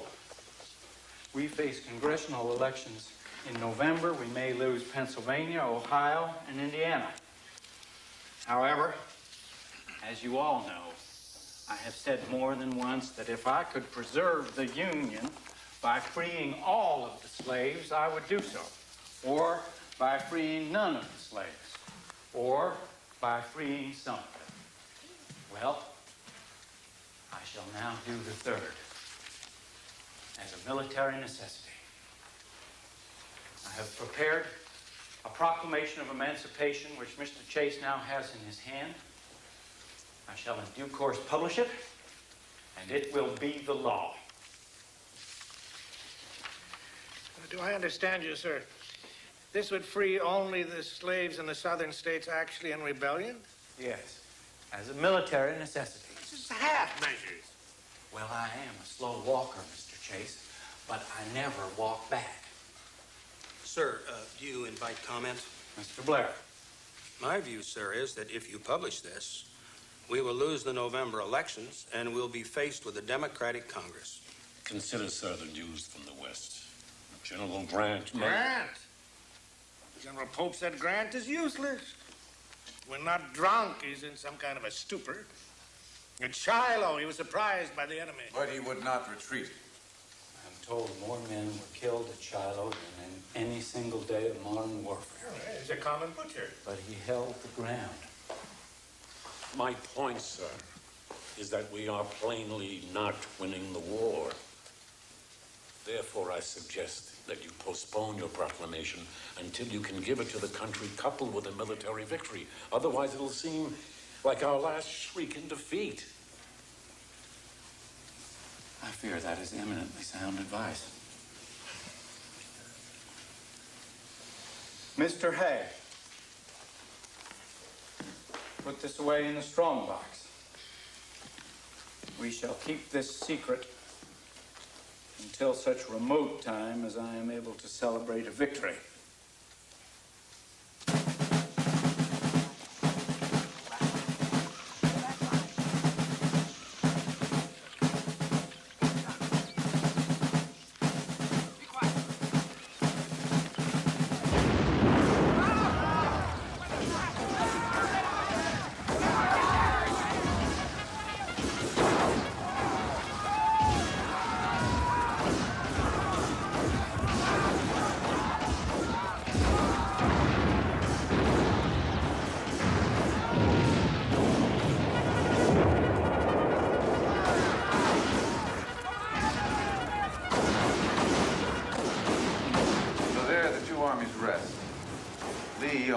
side of Antietam Creek, McClellan on the other. McClellan claims yesterday's battle is a complete victory. However, since I have taken over the War Department, I have learned that with McClellan, one never knows. Mr. Stanton, I see you have already grasped the most important facet of your new position. If he allows Lee to escape and join up with Stonewall Jackson at Harper's Ferry, they could take Washington. Mr. Stanton, there is no doubt Little Mac has a permanent case of the slows. How many men has he on Antietam Creek? On September 17th, he had 90,000 men. First estimate of casualties is 15,000. It is worse than Shiloh. The rebels have almost as many casualties, and they have fewer men. From McClellan. Lee's army has retreated into Virginia. Well done. But McClellan does not pursue him. No!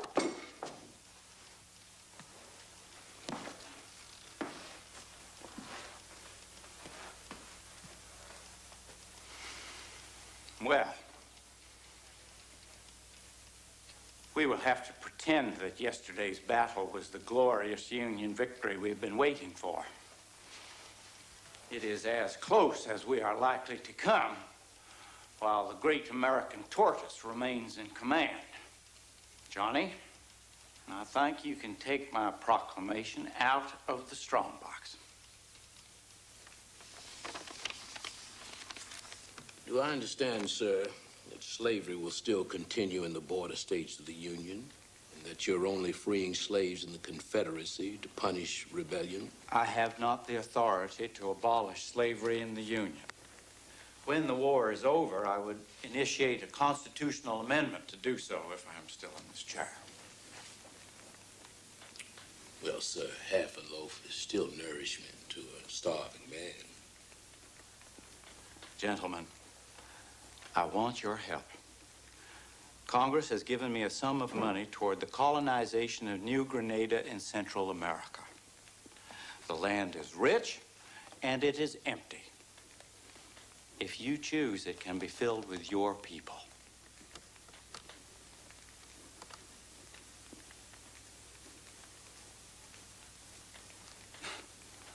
Gentlemen, you are free men, but your race is suffering, in my judgment, the greatest injustice ever visited on any people. But even when you cease to be slaves, you are still a long way from being placed on equality with the white race. On this broad continent, not a single member of your race is made the equal of a single one of ours. It is better for us both to be separated. Mr. President, this is our country, too. Some of our families go all the way back to the very beginning. So why should we leave our homes to settle in some wilderness Congress has given you? If intelligent, educated men, such as yourselves, won't go, how will the former slaves manage to organize? How will they support themselves? For 3 centuries, they have been supporting themselves and their white masters. And I think we can assume that if they are not obliged to sustain a white population in luxury, they will be able to look out for themselves nicely. Why would any black man want to live in this country where there is so much hatred for him? Perhaps they think that will change once slavery is gone.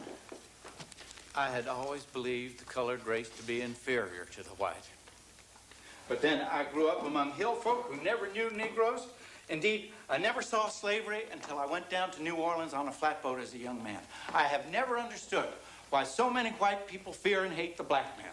But I must consider the likelihood that my own beliefs have been affected by this atmosphere of hatred. Well, sir, if you will allow me, I think of Mr. Frederick Douglass and so many others. Does it not seem that given the same opportunities as a white man, the Negro is probably every bit as capable? Well, Mr. Thomas had the advantage of me in his answer to my question on freed slaves supporting themselves. But I know from looking into my own mind, such venomous opinion of the Negro has been bred into the bone in this country that I fear it will come out in the flesh.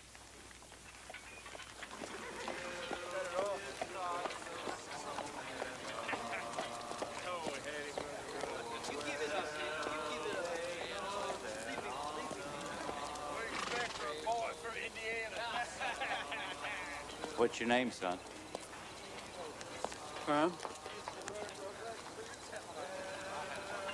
Private William Perham. Willie, eh? Where are you from, Willie? New Fan. Vermont. How old are you, Willie? 15. You are too young to be a soldier. No, sir. I'm a volunteer. Our whole company was volunteers. I was wounded, too. Where were you wounded, Willie? Just as soon not say. I mean, in what battle? Antietam.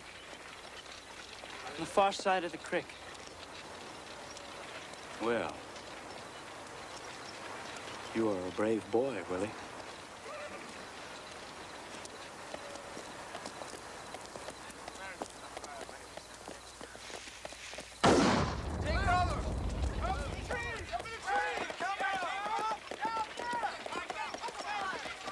There is danger. Danger. There's a dark cloud hovering over us. Danger. Father. Do come in. Well, this, I take it, is the famous occult, Mrs. Lowry? Actually, it's her control I've been speaking with. The Emperor Constantine. Oh. Good evening, Emperor. He's been with Willie. So have I. On the other side. Willie wants to know if Tad has learned to ride his pony. And he finally met little Eddie. How nice for the codgers. Don't joke, Father. The Emperor has some good advice. Don't you, Constantine? Beware of a small man with a large nose. Well, Mr. Chase is a large man with a small nose, so that rules him out. It's Seward. Who else? Molly, Mr. Seward has an important nose, but he is by no stretch a small man, and he has become one of the very few good friends that this administration and I have got. Well, the Emperor feels he has been a bad influence on you, and so do I. Mr. President, I found your hat. Oh, good.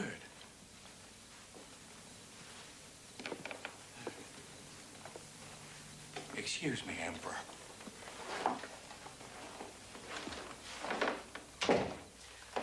Fell off in the road when my horse shied.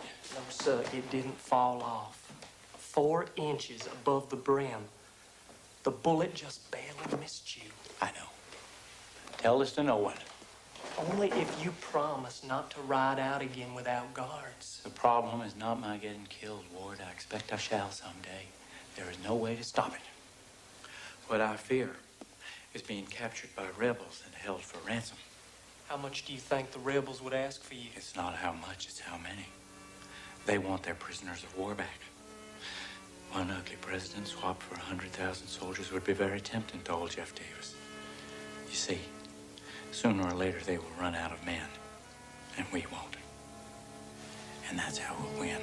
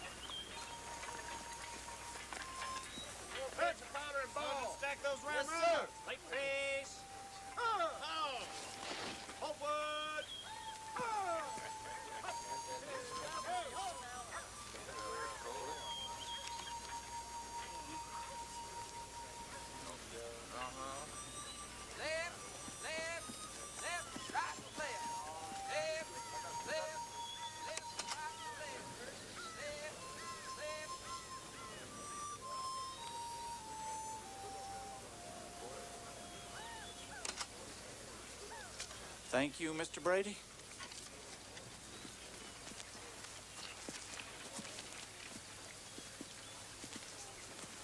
Your Excellency, we may be on the battlefield in Maryland, but I think I can serve you a passable pheasant.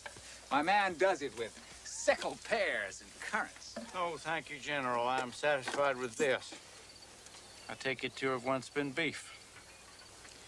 As I say, my army has seldom been as large as his, and I have not at present the horses to pursue Lee. We sent you as many horses as we can muster. 8,791 of them. Insufficient, Your Excellency.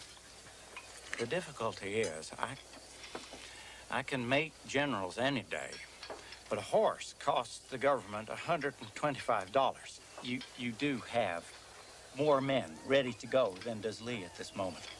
And here we are, only the 2nd day of October.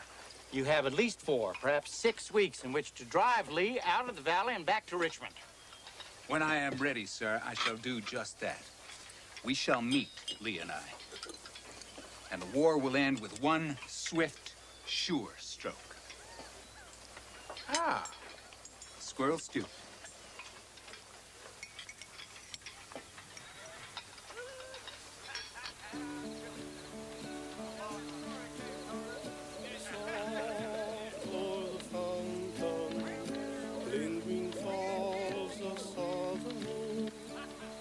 Look at that, Brother Washburn.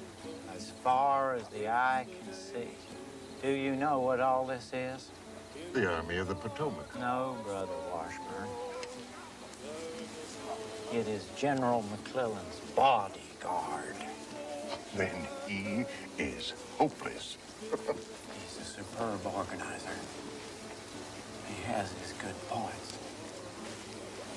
But he can't fight. Or won't fight. 5 weeks, the country votes in the congressional elections. If McClellan hasn't moved before then, if we don't have victories, We'll lose control of Congress. Do you think McClellan actually might want us to lose to the Democrats? I don't know. There's been wild talk of locking up the president and the cabinet, McClellan taking over, making peace with the South. As dictator? Well, he'd be the first general, wouldn't he? To overthrow a government without ever having won a battle.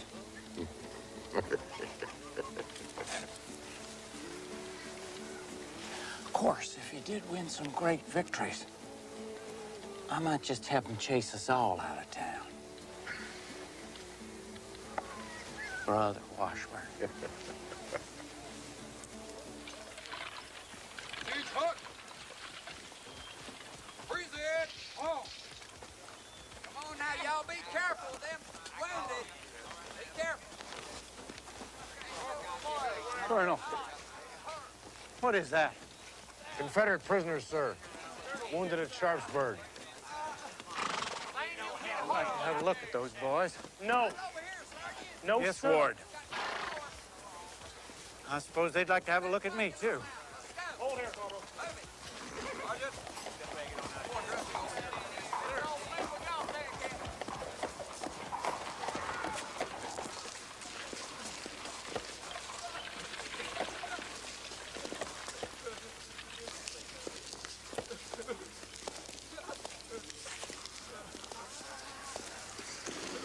Gentlemen.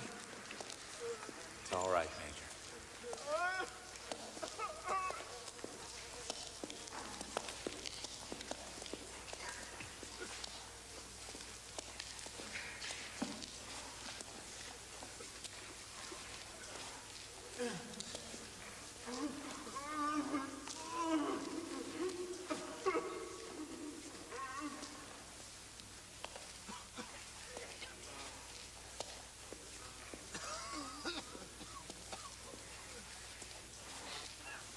I am Abraham Lincoln.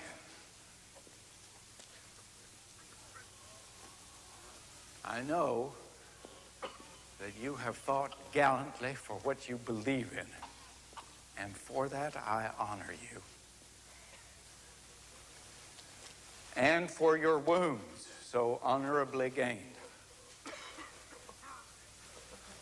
I feel no anger in my heart toward you, and trust you feel none for me.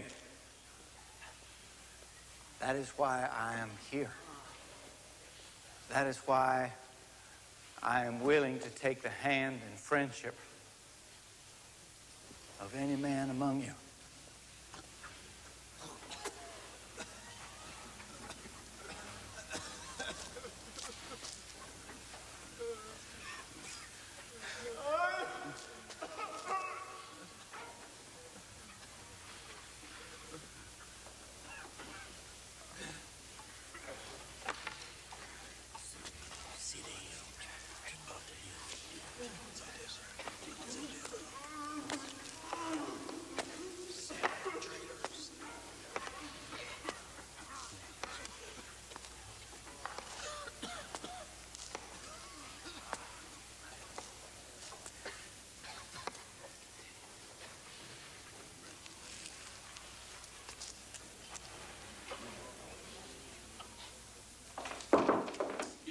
Mrs. Lincoln. Ah, Johnny, yes. You know the difficulties we've been having maintaining the mansion here. Well, I have heard rumors. Yes. I vow it is a battle to keep the place from becoming a national shame. Now I am told the window sashes are rotting, and well, today, one of the stewards, Mr. James Trimble, has told Mr. Watt that he will be leaving at the first of the month. Now, I see no reason why his name cannot be left on the mansion payroll and his salary continue to be collected. How do you go about collecting money for someone who is no longer here? Mr. Watt tells me it's been done at the White House since Washington's time. Yes, I do believe, ma'am, that the first occupant of the White House was not Washington, but John Adams. Don't be tiresome, Johnny. It was certainly done during Mr. Buchanan's administration. Yes, and Mr. Watt was head of grounds and maintenance then as well. Now, I shall be leaving for New York shortly, and I will be away until after the elections. The fact that the steward Trimble is leaving must not be sent on to the Treasury. Otherwise, they will stop the salary from coming to the mansion. Who do you see as collecting this money in Trimble's name? I shall collect it, of course. Mansion is my responsibility. I wonder how that will look to Congress. Why should it look like anything to Congress? Really, Mr. Hay, you yourself are here under false pretenses. Congress does not give the president money to pay for 2 secretaries. So he has given you a clerkship at the Interior Department to help pay for your work here. Now, I fail to see the slightest difference in my using Trimble's salary to help pay for the mansion. The money is for the nation, Mr. Hay, not me.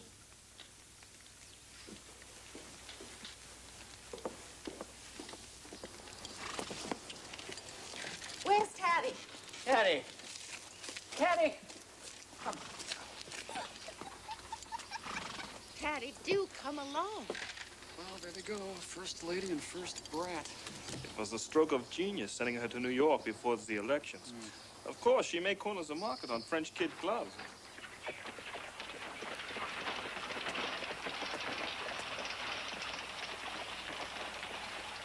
Mr. President. My God, what are those? Court-martial documents, sir. All death sentences? And I must decide if Private Willie Perham really was asleep on duty and ought to be shot dead. Willie Perham? Just the name, Willie. Or Ezra, or Sam. How many death sentences have we had this year? Clay? Near 30,000. Stanton is for shooting everyone. I'm afraid I'm inclined to mercy, especially leg cases.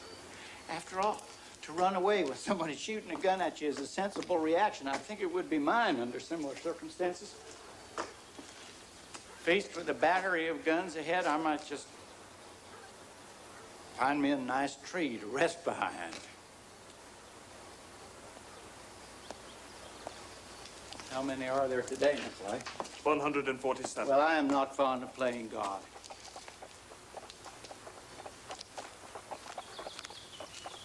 Let's see how many of these I can squeak by with a pardon.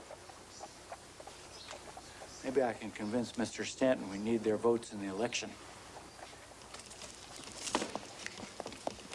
I cannot understand how we could lose New York. All those congressional seats gone. It's tragic. And like all classic tragedy, inevitable. There are 100,000 New York men in the Army. Most of them Republicans, away from home and unable to vote. Wasted. Not entirely wasted. Mr. Stanton here has placed those loyal New York Republicans all around the border states where they will make sure that we get proper majorities. There's nothing like a few bayonets to get the pro-slave element to vote right. As of the latest returns, we've lost Ohio and Indiana. Wisconsin is split. New Jersey remains Democratic. I've worked it out, Mr. President. We shall control the Senate, of course, and we shall control the House by a bare 18 votes. Come on, Abe.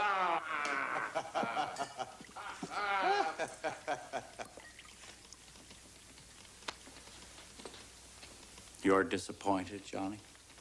But you know, before now, I could not dump McClellan for fear one wing of our party would think I was bowing to the radicals who were after his head and we would lose votes. But now we have won a narrow victory. We still control Congress, and there are other compensations. Mr. Stanton, tomorrow you will relieve General McClellan as commanding general of the Army of the Potomac. The relief, sir, will be mine as well. Who will replace him? Burnside, I think. He has faults, many faults, but he will fight.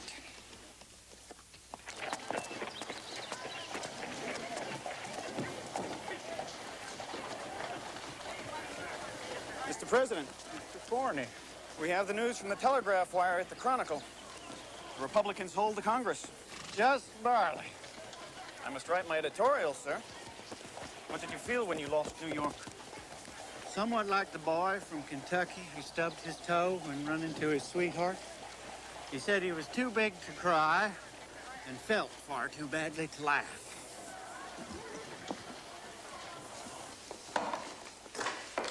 I'm glad we did it. Congratulations, Mr. President. Did you have that prepared, sir? Have what prepared, John? What you said to Mr. Forney. Oh, what did I say to him? The story about the boy who stubbed his toe? Oh, well, sometimes I say those things without even knowing I've said them. When there is so much you cannot say, it's always a good idea to have a story ready. I do it now from habit. In my predicament, it's a good idea to know all kinds of stories because the truth of the whole matter is now almost unsayable. And so cruel.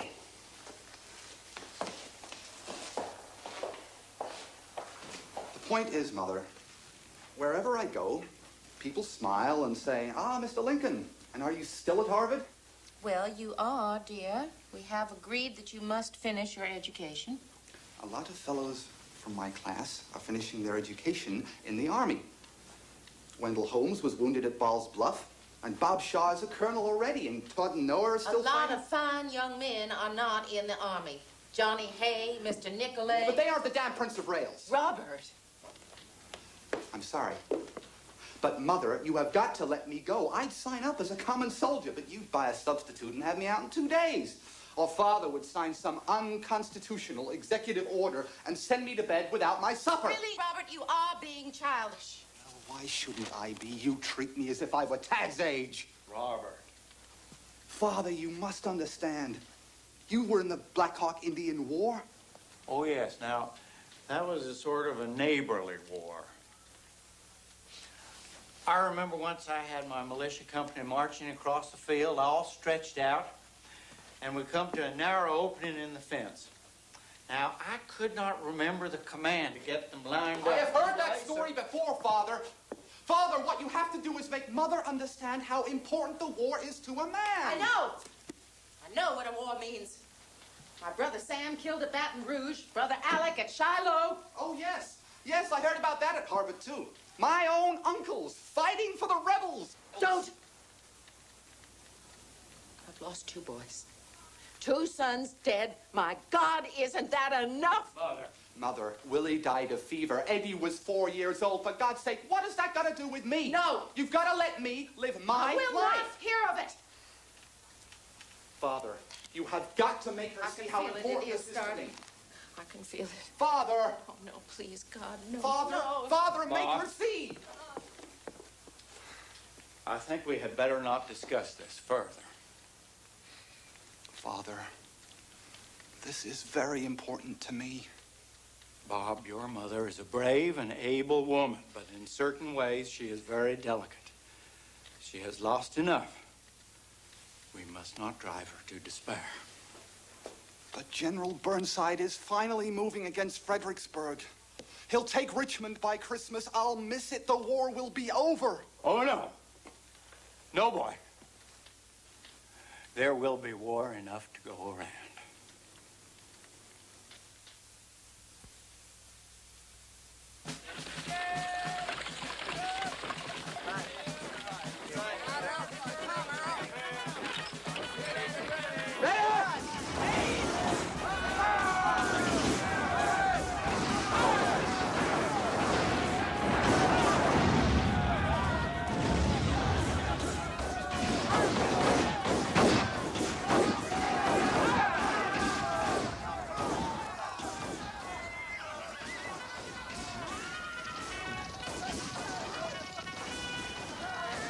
There is no question of the defeat.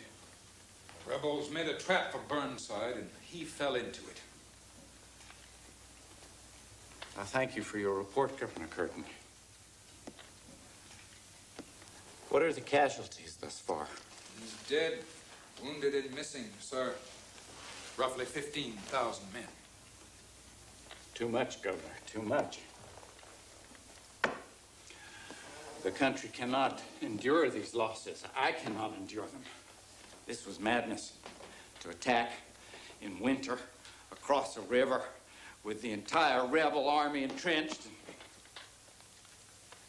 Burnside insisted, you understand, and I gave way. You must give way to a general who fights. Fights.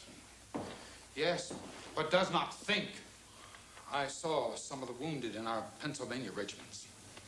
Young boys with their stomachs hanging out of them. I saw such... You saw, sir! Think what I see! Think how I must watch while this blood fills up this room and now is near to drowning me! You have not the responsibility, well, I do! Mr. President? Well, I don't matter. I'm done for anyway. I was chosen to do a certain work, and I must do it and then go.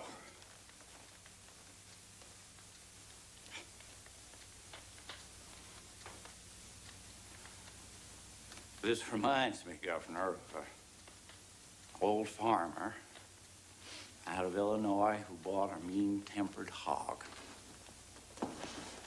And he told his boys that they must stay clear of the pen. Naturally, they let the hog out, and it went right for the seat of one boy's trousers. And the only way he could save himself was by holding on to the hog's tail. They went round the tree a dozen times. Finally, the boy shouted to his brother, "Come here quick and help me let this hog go." Well, Governor, that is my case. I wish someone would help me let this hog go.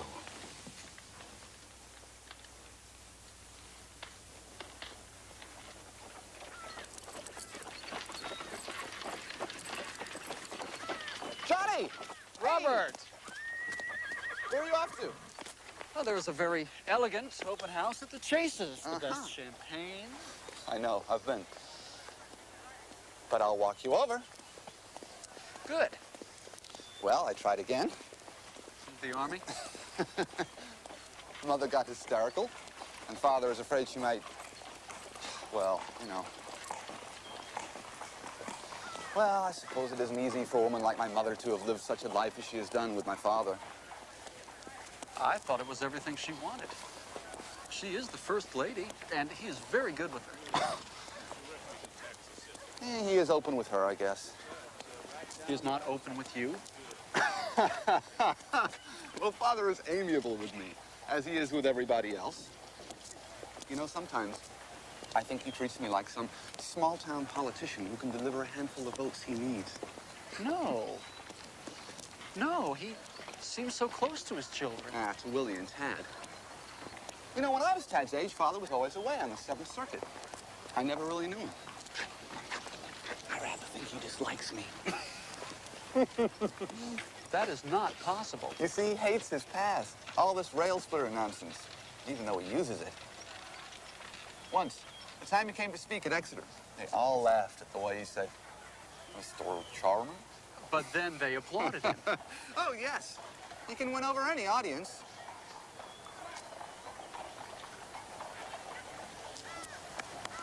Come in again with me.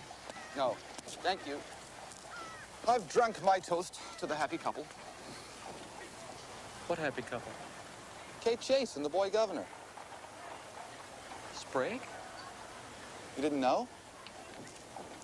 He's going to buy this house, and him and Kate are going to get married. Oh. By God. It's the first step in the campaign for the nomination, isn't it? Sam and P. Chase for president. He had Thaddeus Stevens and the radicals in Congress and Horace Greeley's newspapers. All that he needed was money, and now Kate has Sprague, who is worth 12 millions. Are you going to go in? No, by God, I am not. If I am to spend the evening in a brothel, I will attend the real thing. I'm off to Sal Austin's. Well, wait, I'll come too.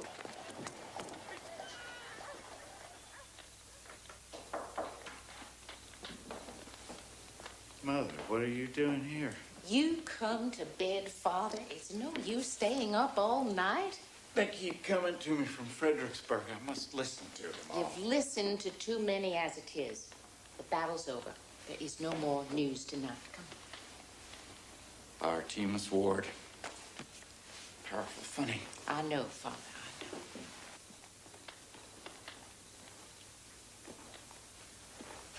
I'm better off awake tonight.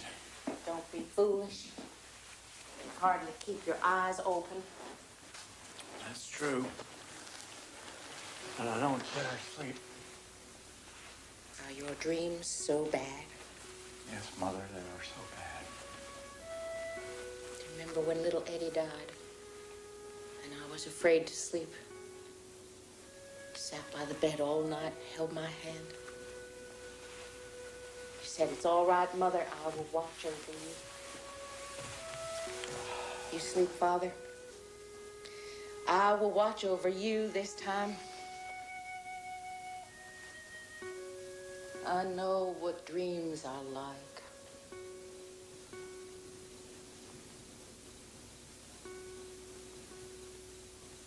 Well, you see, Lee crossed into Pennsylvania here.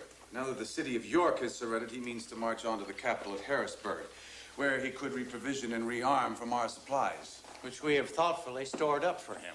Sir, we could not have expected General Lee to strike as far north as Pennsylvania. I would not be surprised if Lee appeared in Maine, crossing the St. Lawrence out of Canada.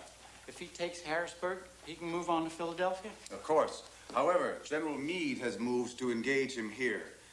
On Thursday, Lee tried to break Meade's left and failed. What sort of a fella is this George Meade, Mr. Stanton?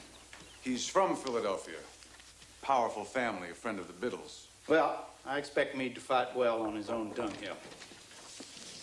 Ma'am. Mr. Stanton, I am just on my way to the patent office to visit the wounded. There is a boy there from Lexington who knows my stepmother, Mrs. Todd. I have promised, when he is well, to send him home to Kentucky. I trust that is possible. For you, ma'am, all things are possible. The battle still goes on. Yes, Molly. more fiercely than before. Casualty estimates thus far, 10,000 men. This town here is significant because of all these roads. Well, there are a lot of roads, yes. Oh, but look. The main road here to Baltimore, the one here to Philadelphia, and this one to Harrisburg. Why, this town is at the very center of everything in Pennsylvania. You know, Molly, you may be right. I can't say any of us here at the highest command of all ever noticed much of anything except a dot called Gettysburg. Well, someone must have known. These places are not chosen at random, are they? I have a hunch they are, Molly. You see, General Meade was here, and Lee was here, and they've just gone and met between those two places. Well, let us hope we do not lose this all-important town. Father, Mr. Stanton. Ma'am.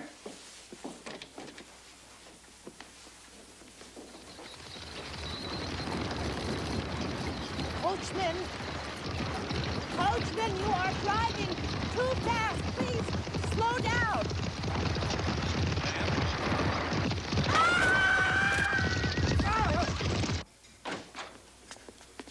Pinkerton tells me someone unscrewed the driver's seat and then glued it back on, knowing that it would fall off. She is still unconscious. Molly. She comes and goes. The doctor says the only fear is infection of the wound. Have them bring any telegraphs over here from the War Department. Miss Keckley, you go take some air. I'll hold the fort.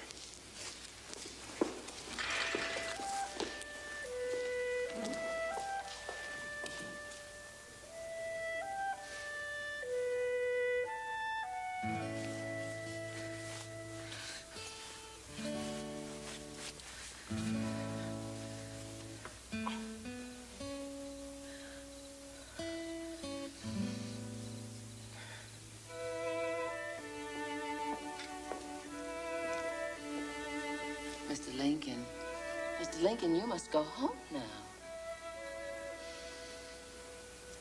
I think she tried to speak about an hour ago. I'll take care of her. Miss Keckley, you are a good friend, Mrs. Lincoln. She doesn't have many of them these days. I thank you.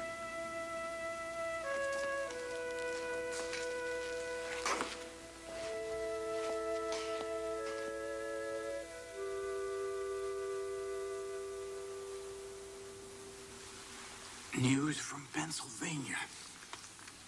Our General Meade waits for Lee to attack. We have had, Mr. Seward, a sad progression of generals. Little Mac, Burnside, Hooker, and now George Meade. They all wait to be attacked. It is not their nature to attack first. There is Grant in the West.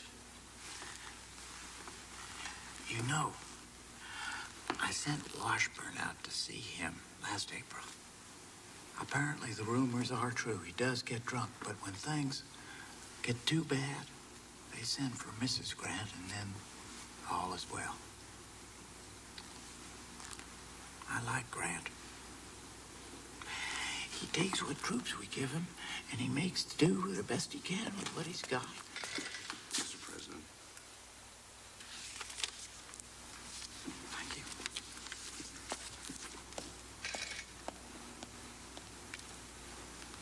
Lee is attacking with a large force.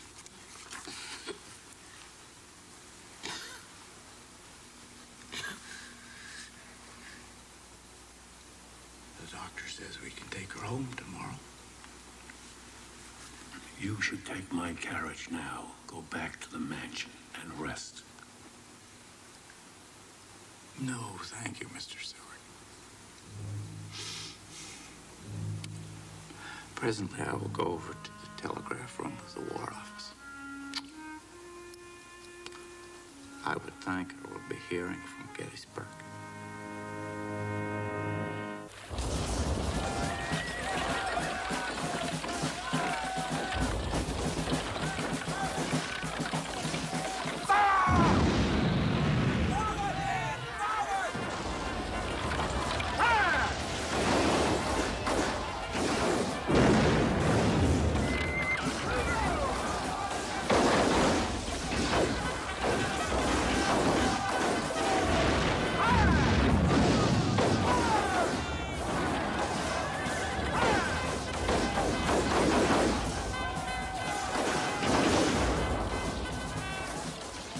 Down Seminary Ridge, up Cemetery Ridge, Culp's Hill, round Top Mountain.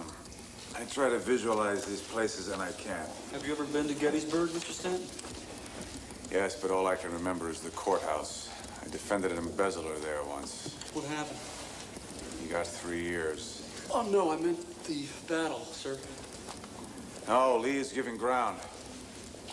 Mr. Stanton, we have him now. Lee has been driven off. Mr. Lincoln, a message from General Meade.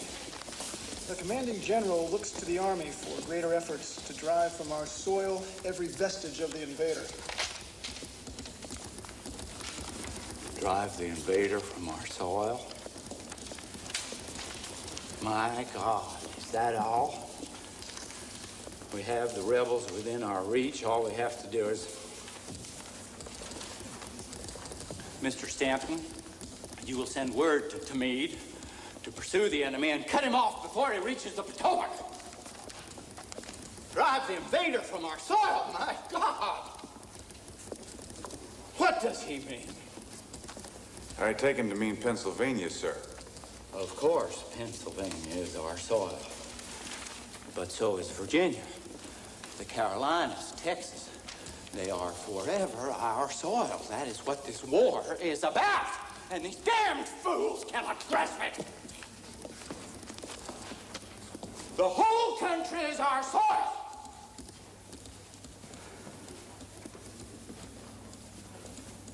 I cannot fathom such men.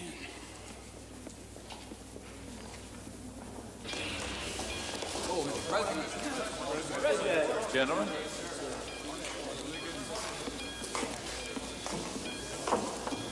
I'm terribly sorry, sir. The presidential car is not ready yet. The gentlemen have not finished cleaning it. That's all right. That's all right. Is there some place where I can... Yes, they say there's a waiting room right over here, sir. Gentlemen, I asked Mr. Chase to come with us to dedicate the cemetery. He declined.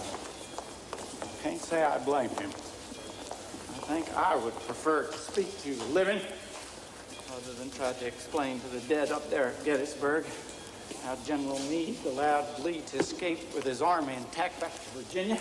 Is this Mr. Everett's speech, sir? He sent me a printed copy. My God, he will speak for 2 hours before ever I get to my feet. I suppose that is expected of him.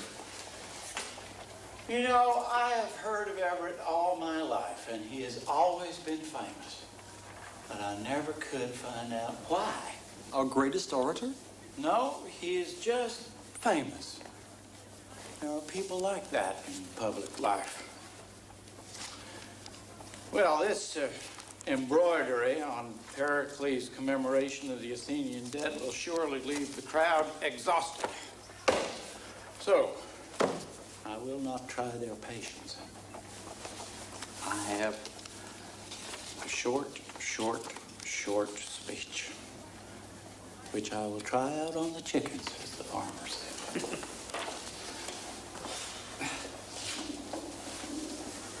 Are you all right, Mr. President?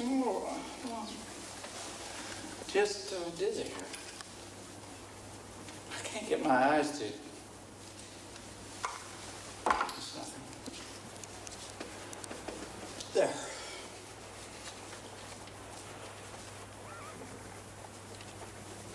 Fourscore and 7 years ago, our fathers brought forth on this continent a new nation,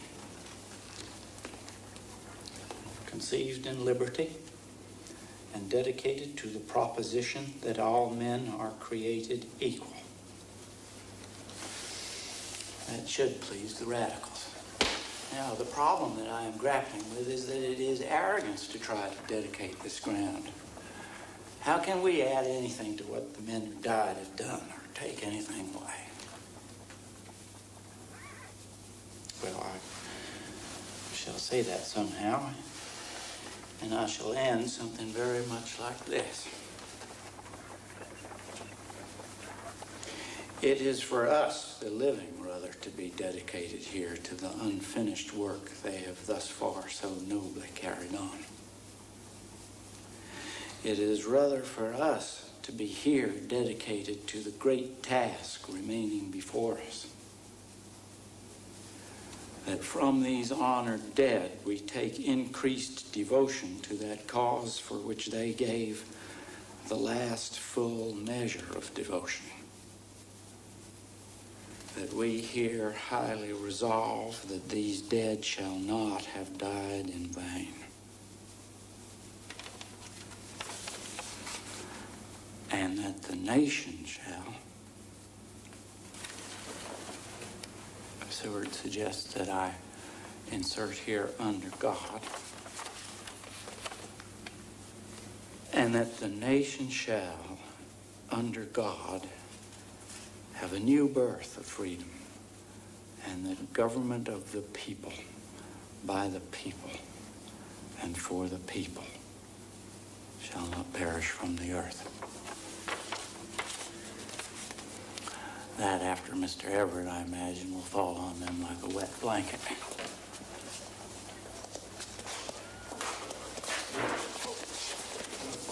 Sit down, Mr. President. I'm all right, just tired. I want to see if there's any news of Grant at Chattanooga. He is the only one of our generals of whom I have any hope. I think at some point we shall have to send for him to... What is it? I don't know. Potomac fever, I think, or malaria. I hope he doesn't fall off the rostrum at Gettysburg.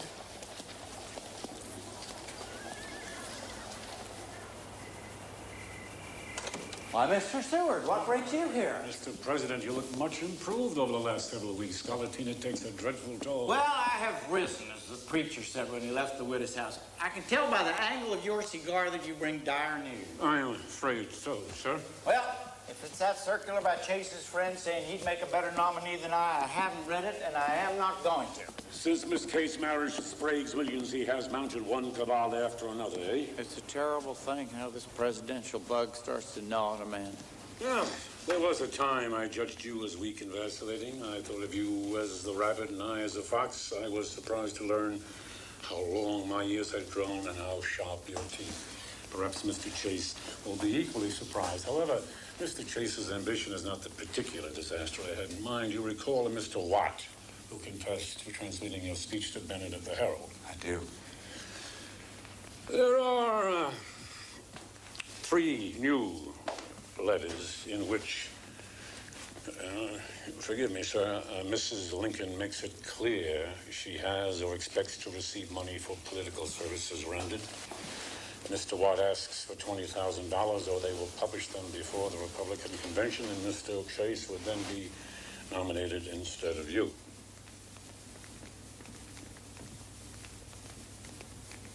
Does Mrs. Lincoln know? No, sir. Well, that is a blessing. Now, I have taken the liberty of sending Dan Sickles to New York with a warrant for the trial by court-martial of John Watt. I suggested he describe to Mr. Watt the cells at Fort Lafayette. A man could simply die of fever in one of those damp, underground, spidery dungeons. I am happy to report the price dropped immediately to $1,500, which Mr. Sickles has paid. You have the letters?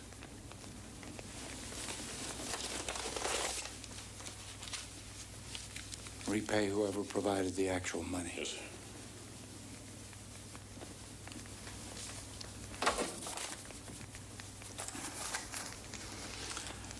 You did not know Mrs. Lincoln in years past, Mr. Seward. She was a gay and spirited young girl. I've often wondered if I did her a service by yoking her to such a galled and festering soul as mine. I have not been an easy man. You know, I never discuss personal matters with anyone, for they are very painful to me, and I see no need to share the pain. But I think I should give you my view of all this. And that is that these caprices of Mrs. Lincoln's are the result of partial insanity. Sir, the episode is over. This episode is over.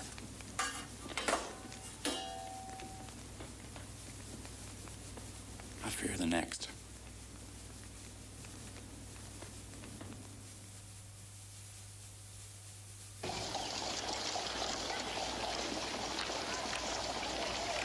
Yes, ma'am. Just come along now. Never mind about that. I'd like a room for the night for myself and my son. Oh, I'm sorry, sir, but we've got nothing at all except a small room on the top floor. Well, we'll take what we can get. General? General? Oh, Mr. Washburn. General Grant. Of course, you shall have the presidential suite. It'll be free in an hour if you don't mind waiting. No, I don't mind waiting. We'll get something to eat. May I join you? Certainly. How did you know I was here? I didn't. I was in the barber shop. My son, Fred. Fred? There's no one to pick us up from the War Department, so we hailed a cab and we came on here. The dining room is just up ahead here.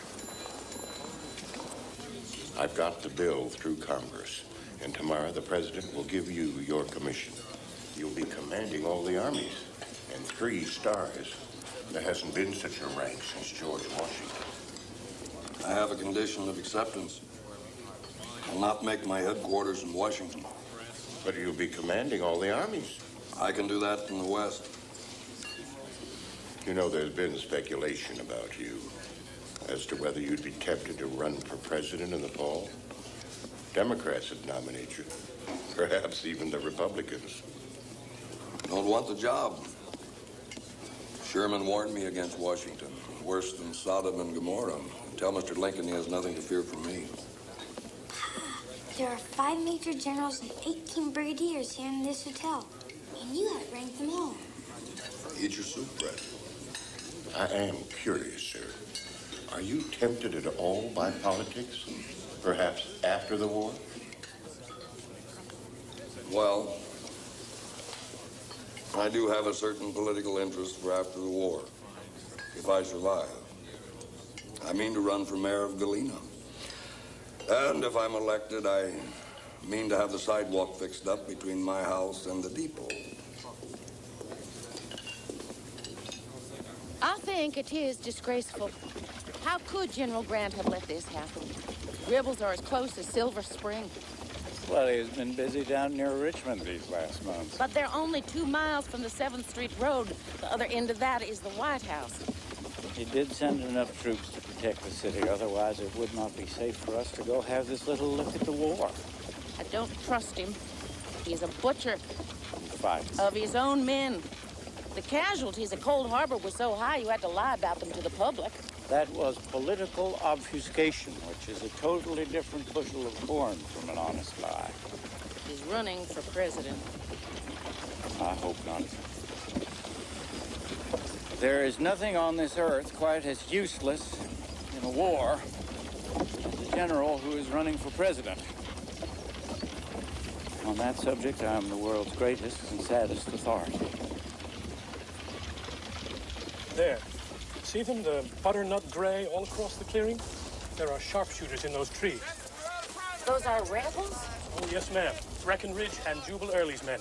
Mother, do you know who's just over the hill over there? Yes, the doctor told me. Cousin John Breckenridge.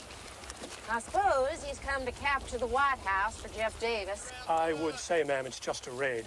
Now that General Grant's men have arrived, I'm sure the Rebs will hightail it.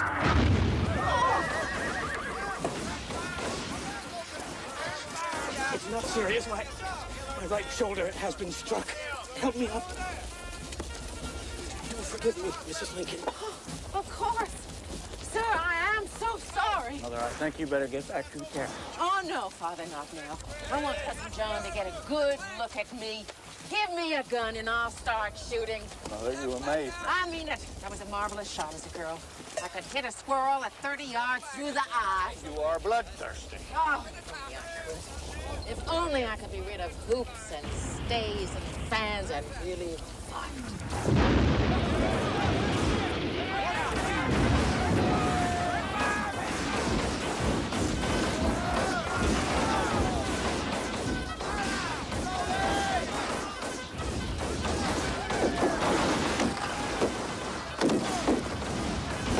gave us news today from General Grant's forces? Yes, sir, Oh! Down, you damn fool. Put it like that. Must have recognized you.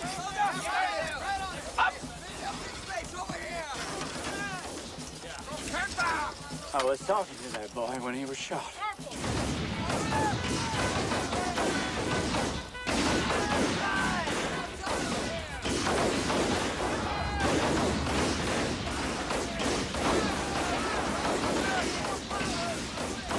Well, Senator Sumner, you are a rare but welcome visitor to this office. I thought we ought to meet privately.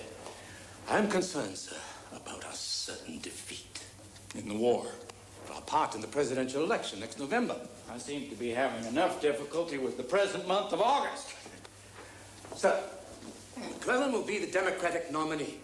If elected, he will make peace at any price, and the price we already know is the continuation of slavery. Now, Senator Sumner, let's not go leaping overboard, as the steamboat captain said to the widow.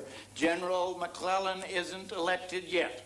Pennsylvania will go for him by 100,000 majority. The election is 100 days from now. Things can change. Yes, they can. I have been delegated by certain Republican leaders to request you most respectfully to withdraw as the candidate of our party so that we can unite behind someone else and win the election. I don't follow your logic, Senator Sumner. If you select an out-and-out radical like Mr. Chase, you will split our two-headed party, which I've done my best all these years to hold together, and the peace at any price boys will vote McClellan in. Sir, General Grant could have been nominated by acclamation at Baltimore if it had not been for your maneuvering. So it is Grant that you would have. I don't think he would run against me. All the more reason to withdraw that you nominate Grant as the better man and let us win the election. Senator, there are those who say that I prolonged the war because I lust for power. Well, I may have once lusted for power, but all that has been burned away. There is nothing left of me. But there is still the work I was chosen to do. Once that is done, you are welcome to my dangerous place. In fact, you can come to my funeral, for I have known for some time now that once this conflict is over, I end.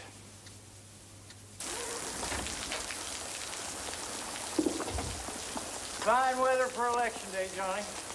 Well, I've made every shady bargain and maneuver I can. I've dangled the recent corpse of Chief Justice Taney before Mr. Chase's eyes and swapped a promise of that position for his support. I have even offered Mr. Bennett of the Herald the ministry to France, which may well provoke a crisis with the Emperor Napoleon. I can do no more.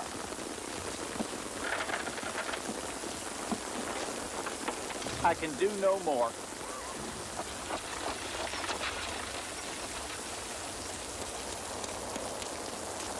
The military vote will do it.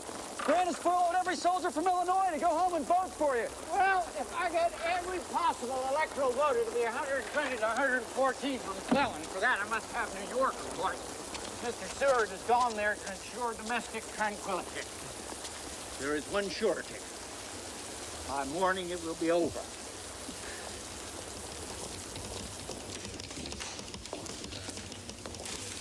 It is past 4 in the morning, Mrs. Lincoln. Would you like me to call the carriage? No word from New York. No, ma'am. Not yet. Maybe you should go home, Mother. No, Father, I intend to see this through. Ah, Mr. Seward, have you any news of New York? I've been on the cars, man. By the time I caught the owl train, the polls were just closing. McClellan will sweep the city. Have some fried oysters. Governor Seymour called out his National Guard to scare away our voters. So we call out the Army to scare off the National Guard. They've been arresting Democrats all day. We'll take the state by 40,000. To the Army. I have New York. McClellan has carried New York City by 35,000. That was about my estimate. McClellan has also carried the state by 4,000 votes. No, it is not possible. There is fraud here. I was certain I would lose the state. Just a minute, Mr. President. A message. A correction from New York. Lincoln, not McClellan, carried the state by 4,000 votes. We are safe. Mr. President. Mrs. Lincoln. Thank you, Mr. Seward. It was the soldier vote. They're the ones who made all the difference. It's true. But I myself cannot see why they voted as they did with all the dead so far. They would be for you if they could vote. The dead? No. No, the dead would not vote for me ever. In this or any other world.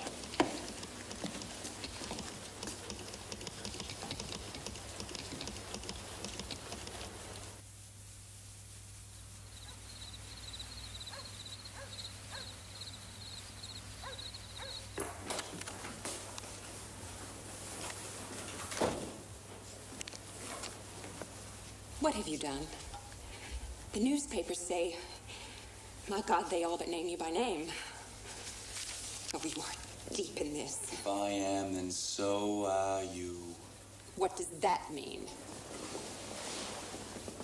Just that you are my wife. For better or for worse. Well, this is worse. Yes, I've been getting cotton from Texas through the blockade. How do you think I keep my mills running? Your father was too damn Christian to give me an import permit, so I had to get the cotton my own way. You are a traitor! Well, I'm not going to be hanged if I can help it. You deserve to be hanged. I don't like that, Kate. It's ungrateful. I've done a lot for you and for your father. The two of you forever conniving with my money. Money? Their money! You spent enough of it! I paid for Chase for president. Well, when I pay, I expect some return. That's business. You expect my father to protect you. My father is to be appointed Chief Justice on Monday, and you want him to cover it over. You want him to protect you. You're not Chief Justice yet. And if word gets out before Monday, he won't ever be.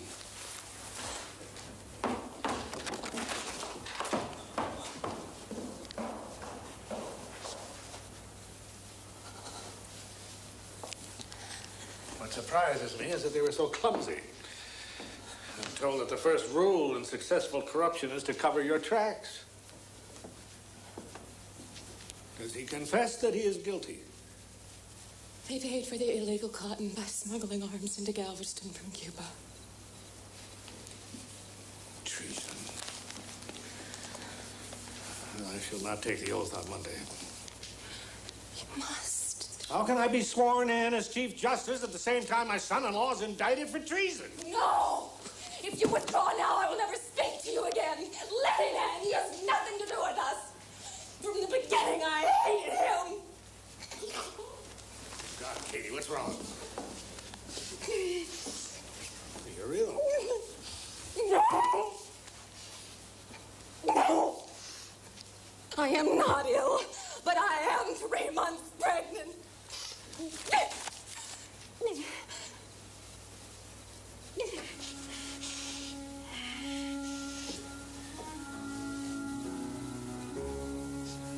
I must tell the President to withdraw my nomination for Chief Justice. No. Oh, no, Father. Sprague has great power and $12 million. They can't charge a senator with treason in the middle of a war. Not a Republican senator. They can't afford to embarrass the president.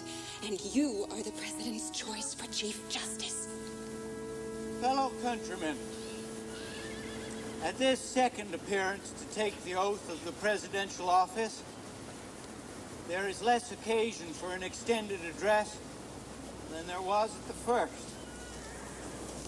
Both parties deprecated war, but one of them would rather make war than let the nation survive.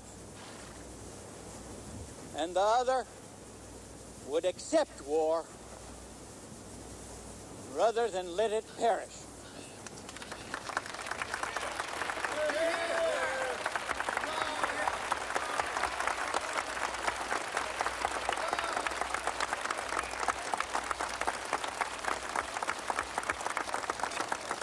And the war came with malice toward none,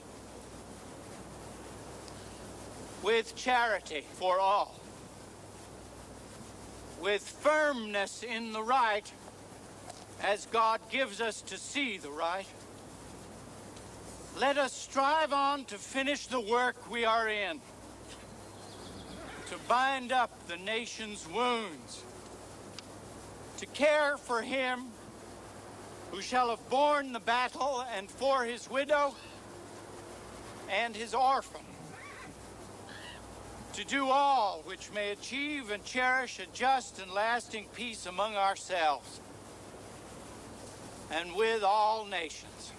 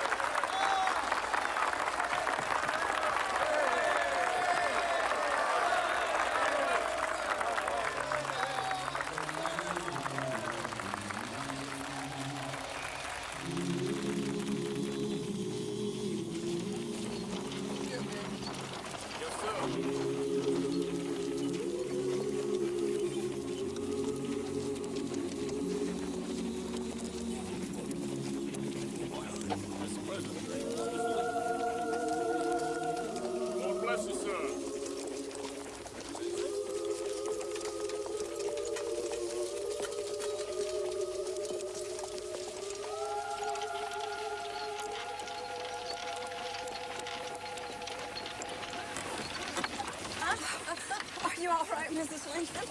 It is such a dreadful road. Perhaps you should have stayed on the River Queen. I believe, Mrs. Grant, the review is in honor of my husband. My place is with him. Of course. I've always tried to stay with Mr. Grant as much as I can. Yes, I understand your presence was a moderating influence. Of course, General Grant's delays before Petersburg have made negotiating a peace more difficult for my husband. I do not think, Mrs. Lincoln, there will be a negotiated peace now. The war will end when my husband has taken Richmond. How often we have heard that, Mrs. Grant, from so many other generals. Mrs. Lincoln, we have a tent fixed up for you to rest in from the trip, and I'll take you and your son there when you wish. Thank you. There's Bob. Oh, yes, sir. Bob, Bob, are you a real captain? Bob, where's he going? Is he going to a real battle? Father, you promised me you wouldn't really. Now, Molly, don't worry. I never should have allowed it, never. Mother, Bob's on General Grant's staff. He's perfectly safe. I'm afraid just seeing him in uniform, I hate it. You can take my word for it, Mother. If the officers on a commanding general's staff were in any danger at all, they'd call off the war. Now, come on.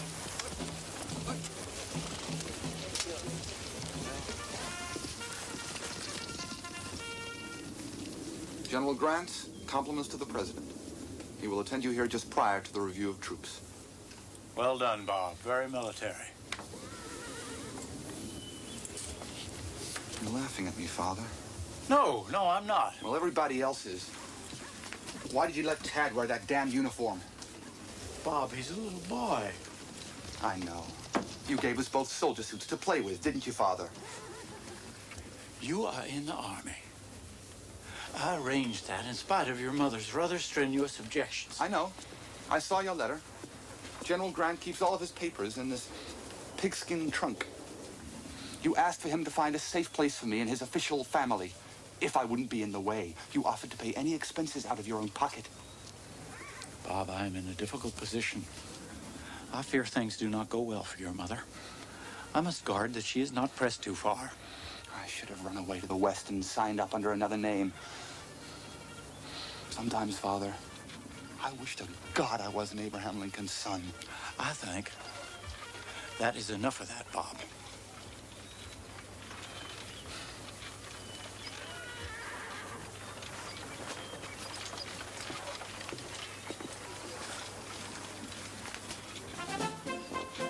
Who is she? Mind the step, ma'am. There was a young woman on a bay horse. It's Mrs. Orr, the General's wife. She is riding next to my husband. She's actually riding next to her husband, General Ord. She is pretending to be me, that's what it is. So everyone will think that vile woman was me. It's all over now. My Please, Mrs. Lincoln. God, she's coming here. I will not tolerate the woman's insolence. Mrs. Lincoln, welcome. You whore! Scarlet woman! Camp follower! I know your kind. $50 puts you on your back like a Lexington crib girl. Mrs. Lincoln, we have some tea. You should be driven out, stripped naked, and driven out. Hey, Mrs. Lincoln. Tea and cakes. Your head is on fire. I can see it.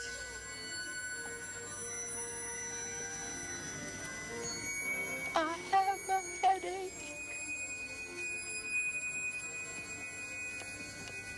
Sheridan is crossing the James River here. Once he and his cavalry arrive, we should be able to take Petersburg. I would say then when General Sherman joins your army here, it will be over. Yes, sir. There's not much left of the rebellion but Lee up here. He can't get away on the cars. Sherman's boys tore the rails up. There's not a railway out of Virginia Lee could ever use. He's got to fight. And we outnumber him 3-1. Then there will be one more battle at least. And then? Then the fighting will stop. General, do you know why I took a shine to you? I don't know, sir. Well, it is because, unlike other generals, you never found fault with me. At least not so I ever heard.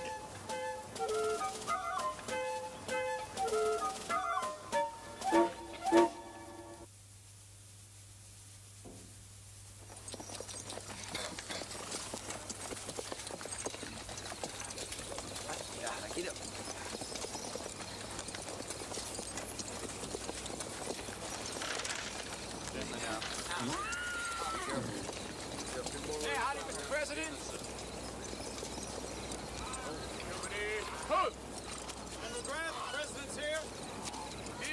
General, I've had the sneaky suspicion for some days now that you were going to wind this thing up at last. Mr. President, at 8:15 this morning, we accepted the surrender of Richmond. Well, we took our time getting here, but we got here. Finally. General Lee is trying to escape through the south. We won't let him. It took too long, but we started in perfect ignorance, both sides. We are not ignorant now. We know too much. 500,000 men and more dead on both sides. It will be surrender, sir, without conditions. General, at that point, if I was in your place, I'd let him up easy. Let him up easy.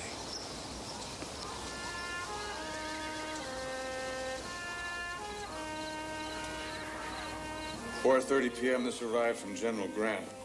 General Lee surrendered the Army of Northern Virginia this afternoon on terms proposed by myself.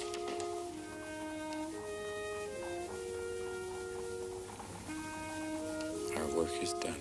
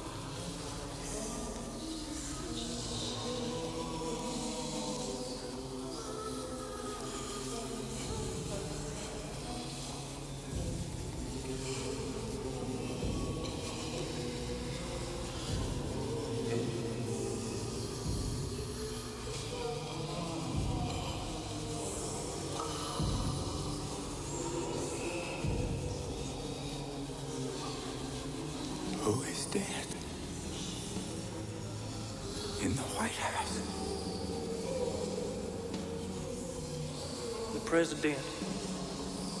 He was killed by an assassin.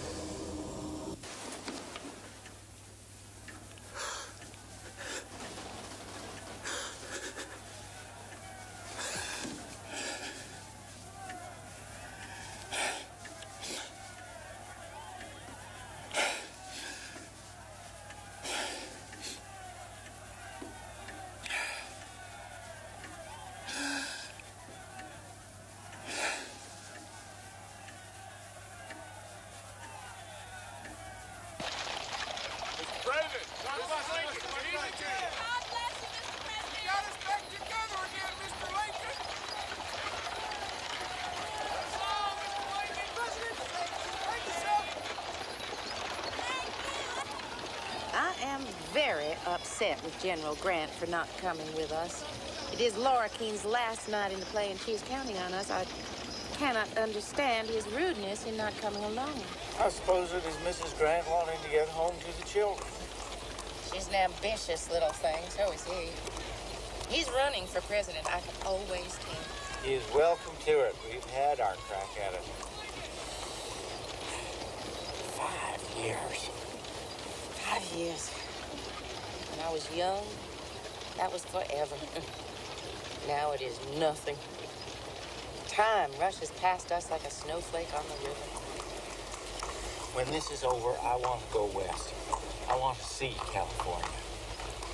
Pacific. I want to go to Europe. I must see Paris. Il faut que je voie. When this term ends, I will be 61 years old. I must make a living. Chicago, then. Fine new house on the lakefront. If we can afford it.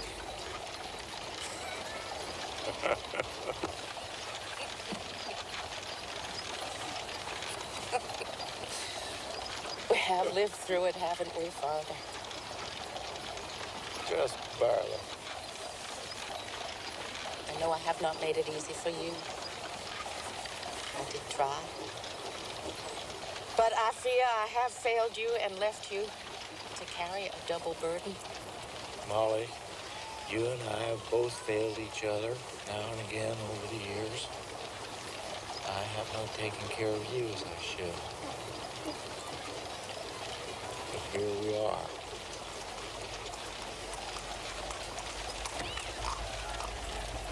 Today, I refuse to worry about anything. I have not been so happy in years. Oh, don't say that. Why not if it's true?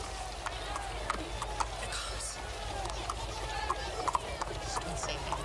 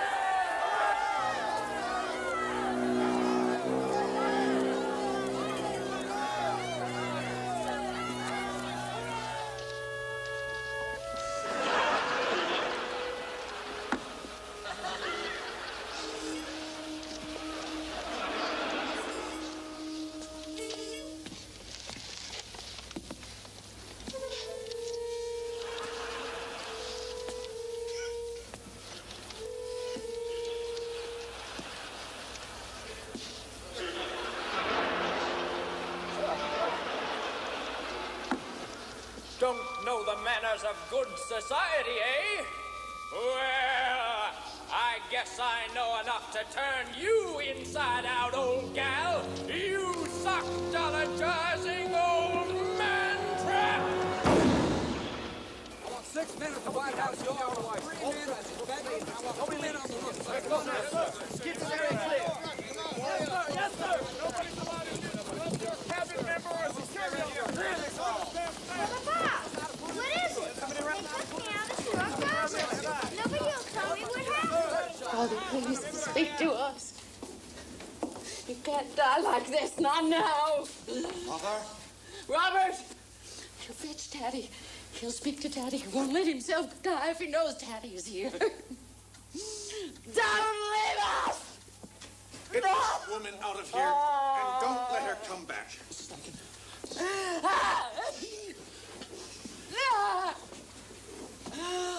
Oh, God! And I have given my husband to die. Ah!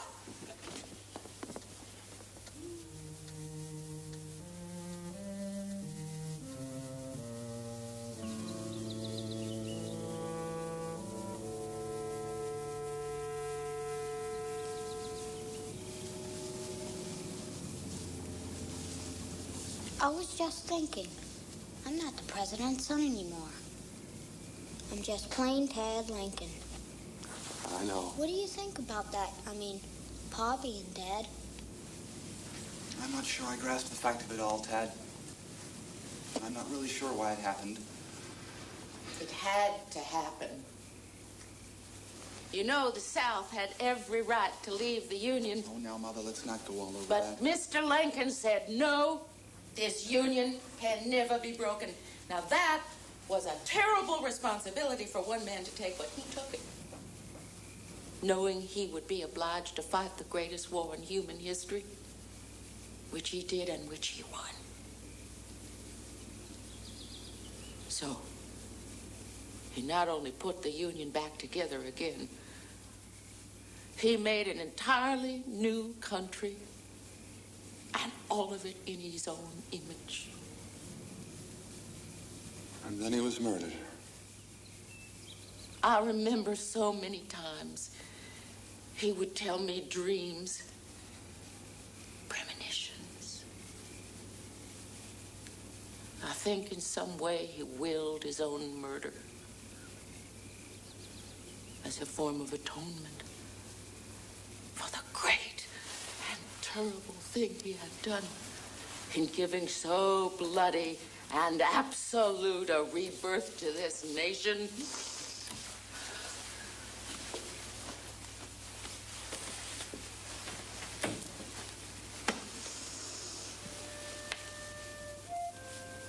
Mother? Why are you unpacking the trunk? I know your father means to set up practice in Springfield with that dreadful Billy Herndon. Well, I will not have it. Your father is not an easy man.